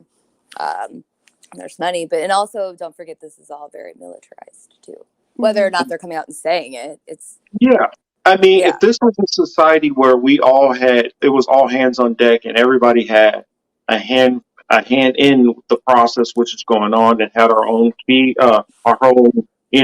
feedback and our own interests all put in, and it wasn't nefarious people who were running it in the first place, then okay, I could see how this could be cool and all that. Just like when I was a kid and I was thinking about like the future off in the distance and having some of the stuff from the Jetsons and whatever, and Demolition Man, and being able to talk, like we're doing right now, on cameras and screens, thinking about all that stuff off in the future. But at that time, we weren't thinking about the political aspirations. We weren't thinking about corrupt interests at the very top, who are using it for data mining, or to control people, or to monitor, or fascist governments. None of that stuff was even a thought. But now the reality of the technology is coming to fruition, and we're seeing the world we live in. You have to be extremely skeptical about how they want to use this. And I mean, think about you have that version. You have movies like iRobot, where the robots are doing a whole lot more. You have a little bit further on, like what is it, The Matrix, and how people are literally plugged into machines. It's not so far fetched now to see a reality where years on down, and I'm not saying this is going to happen in the next 10, 20 years, but what if another 100 years from now, 200 years from now, that's where it ends up, to the point where you're actually jacked in literally to a machine and you don't move anymore? Because you think about with the brain chip and all that stuff which Elon Musk is working with, a lot of that stuff is not too far fetched anymore from what we're seeing in film and stuff. So your thoughts on that, ladies? Yeah, I mean, that's what I'm saying. Like, just even the more I talk about it, I'm like, yeah. And I saw in the comments, like Josh was saying, it's like, just like with the Wii, like a lot of this stuff really kind of has been there. Like, the groundwork for it or whatever has been there for a long time. I mean, because again, for over 20 years, obviously they want to merge. They see this as the next step in like kind of human evolution, is like merging of man and machine. And it's like, we're already kind of there. Think about it. People without their phone, and I've been guilty of this myself. You're like, fuck, like, what's on my phone? Now I like welcome it. Like, but there's a difference between having a phone and like putting some sort of like neural, like, I don't know. Neural link. Yeah, no, not Neuralink. It's actually Neuralace, because Neuralink is like the red herring for me. I think because they kind of like, oh, it's this like Neuralink. It's going to be in your brain, blah blah blah. Well, they're like, talking about it. Like they're talking about it that way. They want to make it sound ridiculous, whatever. Fine, but there are other things as far as just like as far as putting it into your body, whether it be like nanotechnology or just even stuff that the environment that you're living in. So it's not so much that like, oh, well, like we already have our phones, whatever. Yeah, but like I don't want to mesh with it physically. I do not want to merge with it on a biological level. Hell no. Yeah. So they want to change how that works, right? They want to merge. Or like I don't want my body to be altered from the way that it naturally is. So yeah, and if people think that like, oh well, that means I would have to get a chip implanted, or like no. Yeah. That's or the something shit with, like, all this stuff. tattooed, or like like, oh, I'll get layers of like this tattoo, and this will charge my phone. This will connect to the Bluetooth. Well, I do believe that I don't want that. I mean, I do believe that the chip part is going to come into play, if people because do want that, go ahead. But like, let it be a choice.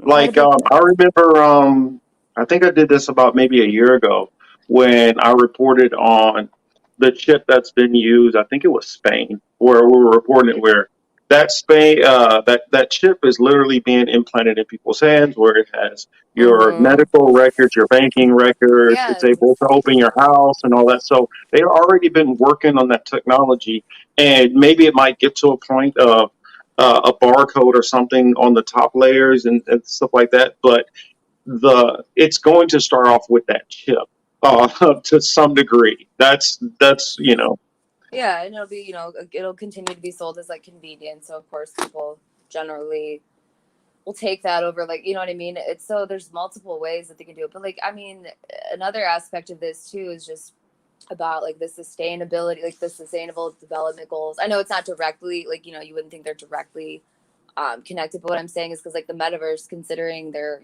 trying to change everything in terms of like with like battery, like electrifying, like in this new revolution, all of that kind of ties together in the metaverse. So yeah, no, it's not that like your phone and you are obviously different than like some shit like being implanted in you. But what I'm even more concerned about is just like they have shit like the smart dust. Like it's like I feel like no matter which way you twist it, it's like, oh, I'm not gonna get the chip, but it's like, okay, what about this like trackable nano whatever the shit that's like, you know what I mean? Like The neural dust or whatever. yeah, I know I said it's like I sound like well, because crazy they're right also now, but talking. you know This is what I mean? another thing is the way that from what I've noticed from a lot of the research that they do now, as far as like medicine goes, it seems like it's moving from like chemical to electrical. Yes.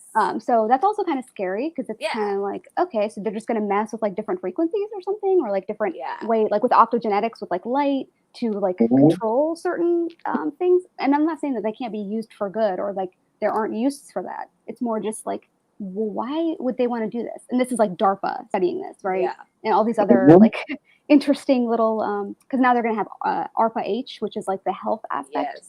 The health DARPA or public health DARPA, which they're going to be putting in that Cures 2.0 bill. So yeah, and that's just interesting and the when you think about it like that, because it's like, okay, so like, what is this plan here? Right. So it's not about it's not about like your, I don't know. It's like, well, we're already with our phones. Like, it's not about that. It's like a little bit deeper than that. And maybe some people who are younger are like more used to that or more okay with that. But that's not really what I was referring to as far as that goes. It's more just like looking at what they're saying. They view the future, and by they I mean like Deloitte, which is one of the big four auditing companies, right? Like, so it's just so it's not like when I say they, it's not so much like like these New World Order Soros. No, I mean like Deloitte. I mean like McKinsey or Council on Foreign Relations, Chatham House. So or like the Swiss banks, right? It's Bank of England, right? Like just the Federal Reserve, the central banks. So it's not like I can specifically say. Just wanted to put that out there. Yeah. Well, I kind of lean on the fact that the New World Order. They're going to have people who are they're not going to show up and say, "Hey, we're New World Order. This is how we're going to do it." They're going to literally have like organizations and banks and all of these people who are up under that umbrella to push all those things. Just like the Great Reset is a part of that New World Order, and so whatever names we want to put on it or call it, or who's actually putting this into place or not putting that into place, whatever. The objective is all still coming out the same way. Just like, Minority Report, they're collecting all this data so that they could try to predict what we're going to do, whether it's to sell stuff to us or, I just want to add in there that this information is also going to be feeding into impact markets, which is the new way of making money. It's a new stream of revenue. So it's not about like, oh, they already track us with our phones. Like, we don't have any privacy. Yeah, no shit. People realize that. Like, no one over here thinks that we actually have fucking privacy. No offense. I'm not yelling at anybody. I'm just saying, like, no one actually thinks that there's like some illusion of privacy. Like, I'm not retarded. Okay. Just want to put that out there. Number two, I also want to say that it's no. I'm just saying it's like I just no one's talking about like it's not the surveillance aspect. It's more just that's already happening. It's more what is that going to be used for, and who is going to be betting on you when you are the human capital, because that is the new impact. That is impact markets. It's trillions of dollars now. It started with Sir Ronald Cohen, who piloted it in England, right, and then Bloomberg brought it here, did it in Rikers Island in New York. And that's kind of like what spearheaded it. And now there's like the global initiative for impact market investing and development investing and social impact bonds and all that stuff. And the people need to familiarize themselves because that's what your 401k and your pension plans and your teachers' pensions, which are like some of the biggest, especially in California, that's what that's invested in. It is invested in replacing you because your jobs are going to be gone soon. So like, good luck getting that pension anyway. Yeah, BT you're gonna get dubs. the pension. Yeah, right. like bitch where, number one. So like, this is kind of vital. You need to learn about impact investing. Like it's not like it's not all about surveillance. Like, Yeah. duh, no shit. Of course they know where the fuck you are. Like, is that even a real argument? Like, it's not about that. It's about the fact that all these things, when you look at them, and then they kind of, there's like different parts of the puzzle, and then you look at the whole thing, it paints a really ugly picture. So like, step back a little bit, right? No one's over here saying like, oh, our civil liberties are being assaulted. Like, no, bitch, that's gone. Been gone. That's a been Never gone. had it. So Yeah, I mean, I it's just want to put it's that out there for the people who think that we're whining about our civil liberties or something. Yeah, it's like, no, this is like the new, I mean, it's like, no, sure, it's the same, I guess, like groups, but even you've got like all these new, like the venture capitalists that have come in, and like they make it all pretty and sound great, but it's like, yeah, this is just profiting off of the poor in a whole, I mean, I know, not that it already isn't happening, but like she said, it's just like, everything is literally, everything's a game. And you could say that before, like, yeah, everything's a rich man's trick or whatever, but it's like, no, they're just like, you offset the cost of like these people, whatever you are, like whatever demographic you fit, like whatever they're predicting that you will be, they're like, oh no, wait, we'll start this program instead for you now. We'll have somebody fund it, they'll get a kickback, they'll get more money off of it. And then we can, and they want to also they're in charge of fix the you. outcome. Say what?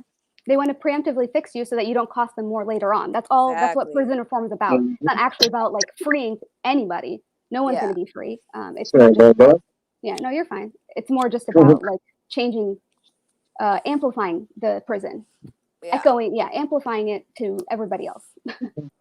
And I mean, I've been really this week, I'll admit, I was going to test this. I've been really salty at a lot of activists because I just continue to see, like, we're just begging for things that will only contribute to this more. It's not like I'm like, oh, if they didn't do that, it's all going to stop tomorrow. But it's like, again, like if this is a reset or whatever the hell it is for them, it's just like you gotta, not saying like you gotta learn everything, but it's like you start to notice patterns. And it's like anytime you see a program that's like cloaked in the great language from the same fucking people that like 2 years ago, I think people would be like, oh, it's trendy to not like them. Now it's like, now we trust these big companies just because their marketing has changed. It's like, come on.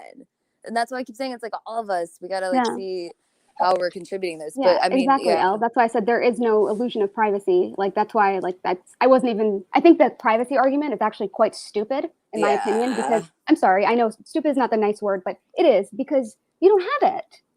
That's it. End of conversation. It's kind of like, it's like the fake trade-off. It's like, it well, doesn't people will give their data away, but they're like, it's oh, an it's illusion private. of privacy. It's like, yeah, no, that's how they get you. We're not, none of this shit's private.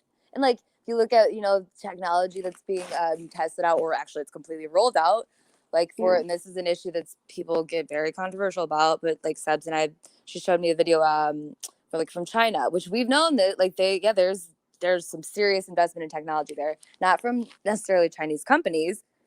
These are companies that are actually, most of them come from the United States or Israel, but the technology there, you can walk the Commonwealth. Yes, the fucking Commonwealth. Yeah. You can walk outside and just say Uber, and some Uber appears. You don't have your phone on, nothing. There's sensors everywhere.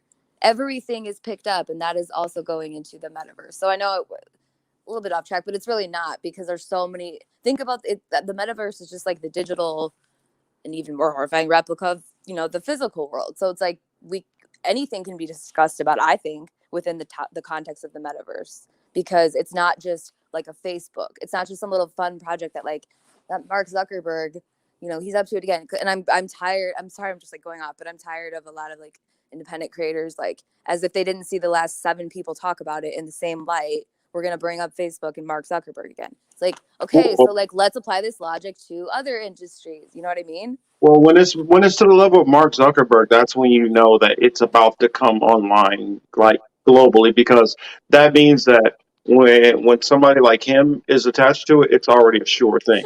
I mean, everybody's already worked out all the kinks, all the other people before him, and so this is now, because they're not the pioneers to this stuff ever. They're always the one that come at the end. It's military. It's military, universities, foundation money. I mean, it's not really. It doesn't come from that. He's just the face of it. That's why I don't even talk about Zuckerberg or like. I mean, I do with certain regards, but it's just with the Meta and whatever they're like advertising it. It's just I will not speak about it in their own terms because I don't recognize that. I it's will playing acknowledge it pretend. slightly. Yeah, it's just. But like, I'm not going to live in your fairy tale. Like, sorry, I'm just not going to. Like, this is what I've seen. Like, I'll tell you about like what Deloitte thinks about the metaverse and digital twins. Right? I'll tell you what Goldman Sachs thinks. Like, I don't give a shit what CNN is saying about Mark Zuckerberg. Like, I don't give a fuck. Right. Like, what's the Like, consulting class? I mean, you can look at it like Yeah. slightly, but it's kind of like move on. There's something much deeper. There's many layers, and if you're still stuck on that, it's like I don't know what to tell you. I mean, you can analyze whatever you want, right? I'm not saying that it's a waste of time. It's just more like you are literally dissecting a symptom or just like a manifestation of something that is much deeper and started somewhere much further down than. But I guess you can say that about anything. So Yeah, it's just. I mean, really, and I would, I'm a fangirl, but not to. There's to talk about like a lot of this. There's an Alice McDowell podcast that just came out. I believe it was on. I don't remember the name of it already. But if you're interested in any of this, if you like Whitney Webb, you'll love Alice McDowell. I'll say that. And that's not even like to say that they're the same because they're not. But like a lot of people not at all. see that as like Alice one is McDowell's like the arbiter of truth. She's great at like tying the whole she's a system superior together. researcher to anyone that I have ever witnessed. Oh yeah. That's just my Pretty opinion. Yeah. It's No one comes close. interesting. Sorry. But yeah. So I mean, Yeah, we're gonna have to make sure to. We have to make sure to get more into her stuff. I've only just recently came across her. Polly told me about her. I was wondering, ladies. I guess last thing, what projects do you two have that, working on that for us to look forward to? And then definitely talk about that later on because I wanted to know what to look for. Oh yeah, I wanted to let everybody know if you don't check in the descriptions, you might not have noticed it, but I tagged in there Aly and Seb's interview on Franco's show on the Frank analysis, and I tagged their Medium article in the description also, and then my interview, well, me, ShadowBanned, and Chris when we went on Franco's also. So all of those are in the comment section. I mean, not comment, but description of this show. So make That's all sure good. to check that out. If you It's guys getting have late not seen as them well. yet and would like to go back over and rewatch them. Yes. Thank you, yes. Marcus. Yeah, thank you. Yeah, I Yes, could talk about this definitely. forever. So yeah, just I know. Oh yeah, right. And like I always say, you both always have a open invitation. I consider you guys almost like part of the family over here at the Political Matrix. So and for those who don't know, sometime soon, I'm not sure if it's going to be on this channel or it might be on my other channel, which I have, which at this time currently has more subscribers, but this one has been growing pretty quickly. I've left it open, and you guys in the chat pestered these two and put the pressure on them that I've left it open for them to be able to come on, set up their live streams on my channels, and they can get on and then really go into these. The same with Jack. Jack Smith, who was in here earlier, and the same with ShadowBanned, other known as Polly. So I've rolled out the welcome mat, and I want to have them on here. And I know that since Polly definitely has different hours than most of us, I want to be able to give him the flexibility to be able to hop on whenever he wants to. If he wants to do one once a week or one every 2 weeks, or if he wants to do 10 minutes every day, hey, I leave that up to them. I have a lot of confidence and faith in a lot of the topics that they want to talk about. And sometimes there's just not enough hours in the day for me to be able to talk about all this stuff. So, and also they have knowledge, which I frankly don't, and can give different perspectives. So I want to be able to have where you guys get plenty of what we talk about here, more and more and more, because I believe that all four of them have so much wisdom that they can add along with my crew. I mean, I don't want to leave out Chris, and Emmanuel.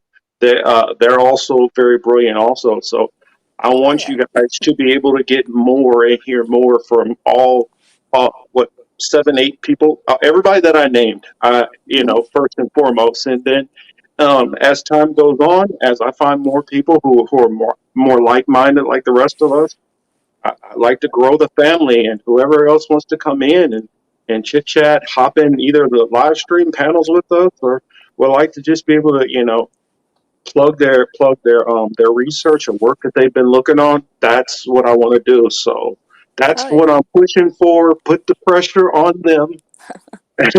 So that Uh, so I was gonna that say this. said, Oh, bad. ladies, what do you guys have for us to look forward to? Oh, I don't know. It just Well, kind of comes as it comes. I don't know. yeah, it really Nothing does. planned. I wish I had like some. Yeah. Every time I'm like, I'm gonna definitely do this, and I don't know, something else will catch my attention. So we'll see. I mean, we just did like obviously the article about Metaverse, but also the Cures Act 2.0, which Yes, make yeah, sure you all read please that definitely. Oh, and talk about it. Yeah. eventually, I want to try to get Misha to come on one of these lives, and Thomas to come on also. Thomas has been a long time listener Mhm. to all of my content, and I just want you Awesome. guys to be able to hear and go back and forth with him like I have, over the years now. Yeah. And Misha, and Atres, they've been the moment they found my channel, they've been right there, supportive, 100%, and right there with a lot of the conversations. So I want to add them in the discussion. I look at it just like a whole bunch of friends sitting down at a get together, and we're just all Mm-hmm. talking about the different things that we see going on. And I feel all of us come from a genuine place. We don't have to agree 100% on any of this stuff, but I feel like there's so much we already agree on, that so much we're already so kind of knitted together on. So I Oh want yeah. I want more and more of that. So Mhm. It is nice. Yeah, it's kind of just like we were saying earlier. Yeah, it's just wild what happens when you kind of everybody's just honest with themselves, which isn't easy to do. Mhm. Just well, good things it's some come, but you get what you give, I guess. yeah, it's something that I said on Franco's show the other day. I said, when these elites, they do some of this stuff, their goal is, well, maybe Sebs might know about this, but doesn't know about that. And maybe Aly knows about this, but Marcus doesn't Mm-hmm. know about that. But more than likely, they're just all separated. So my goal is no, no, no, no, no. Let's get all of these minds and start putting them together. And that way, it's almost like, Voltron putting together the big robot to go and fight against the big machine. So, hey, Yeah, because as everybody many should as has a many voice. brains as we can put together, I'm with it, and that's what I want to do. Hell Not yeah. something fakely organic like some of these other content creators out there, other channels. You guys know who I'm talking about in particular. But I've probably been on one. I'm kidding. It was a bad joke. I I've been promise. on It's them just like too. this whole shit is just like. I mean, can I say something really quick? I feel like Yeah, yeah, yeah. I'd be disingenuous if I didn't like. Yeah, this like streaming and shit. It's cool, and I get that it's like how some people make money, but I like your idea because it's like the more like just fuck it. If people want to come on and talk to people, it should just be Mm-hmm. like that. Even it's not because it's like, oh yeah, it's a YouTube channel, and I mean you could say what you want, like wow, you've been in them, but I don't know. Mm-hmm. I feel like everyone's voice matters. So it's just, fuck it. The more you can learn, the better. So yeah. Absolutely. I agree with that. Mm-hmm. Well, and Great night. look for them on, and also, I'm not one of those people that's going to be like, well, you had this person on the channel and I didn't approve of this and that. No, we're not doing all that silliness. Just humor, And I'm yeah. not also like, well, you guys need to do this many streams and don't go on this channel. They're adults. They're going to have the full free range to do all the stuff they've been able to do before they had anything to do with me. So I don't care whose channel that they feel like going on. I'm going to back them. I feel like they obviously know what the heck they're doing, and if it goes, great, thumbs up. If it doesn't, I'm going to support them either way. So, you know, uh, I just want to, want that to be known that, hey, I'm an inviting. Try to roll out the welcome mat. Everybody come in the fridge, get your drinks, get your food, get your Mhm. snacks, and we're just a big old family over here. Lawan James says the conversations were dope. I appreciate it. I appreciate all of our friends and buddies out there. But yeah, it's getting a little bit late. And so I guess we're gonna close it up for tonight and save some for the next time around because there's so much more. And I know the three of us could keep going on and on and on and on and on, but it's late and I don't want to punish the chat too while longer because I know some of you guys are on the East Coast where it's much later right now. Some of you guys are overseas. And so I don't want to punish you guys too much longer. For those who've had to tag out and you guys catch this part later on, much love to all of you. You guys all have a good night. This has been a Political Matrix. I'm your host, Young Morpheus, here with Sebs, hanging it out to the end. Have a good night, guys. Special thanks to everybody who was on the show tonight. Make sure you give this a thumbs up, share, like, tell your friends and buddies about us, and come and check us out over here. You guys have a good night. Thank you.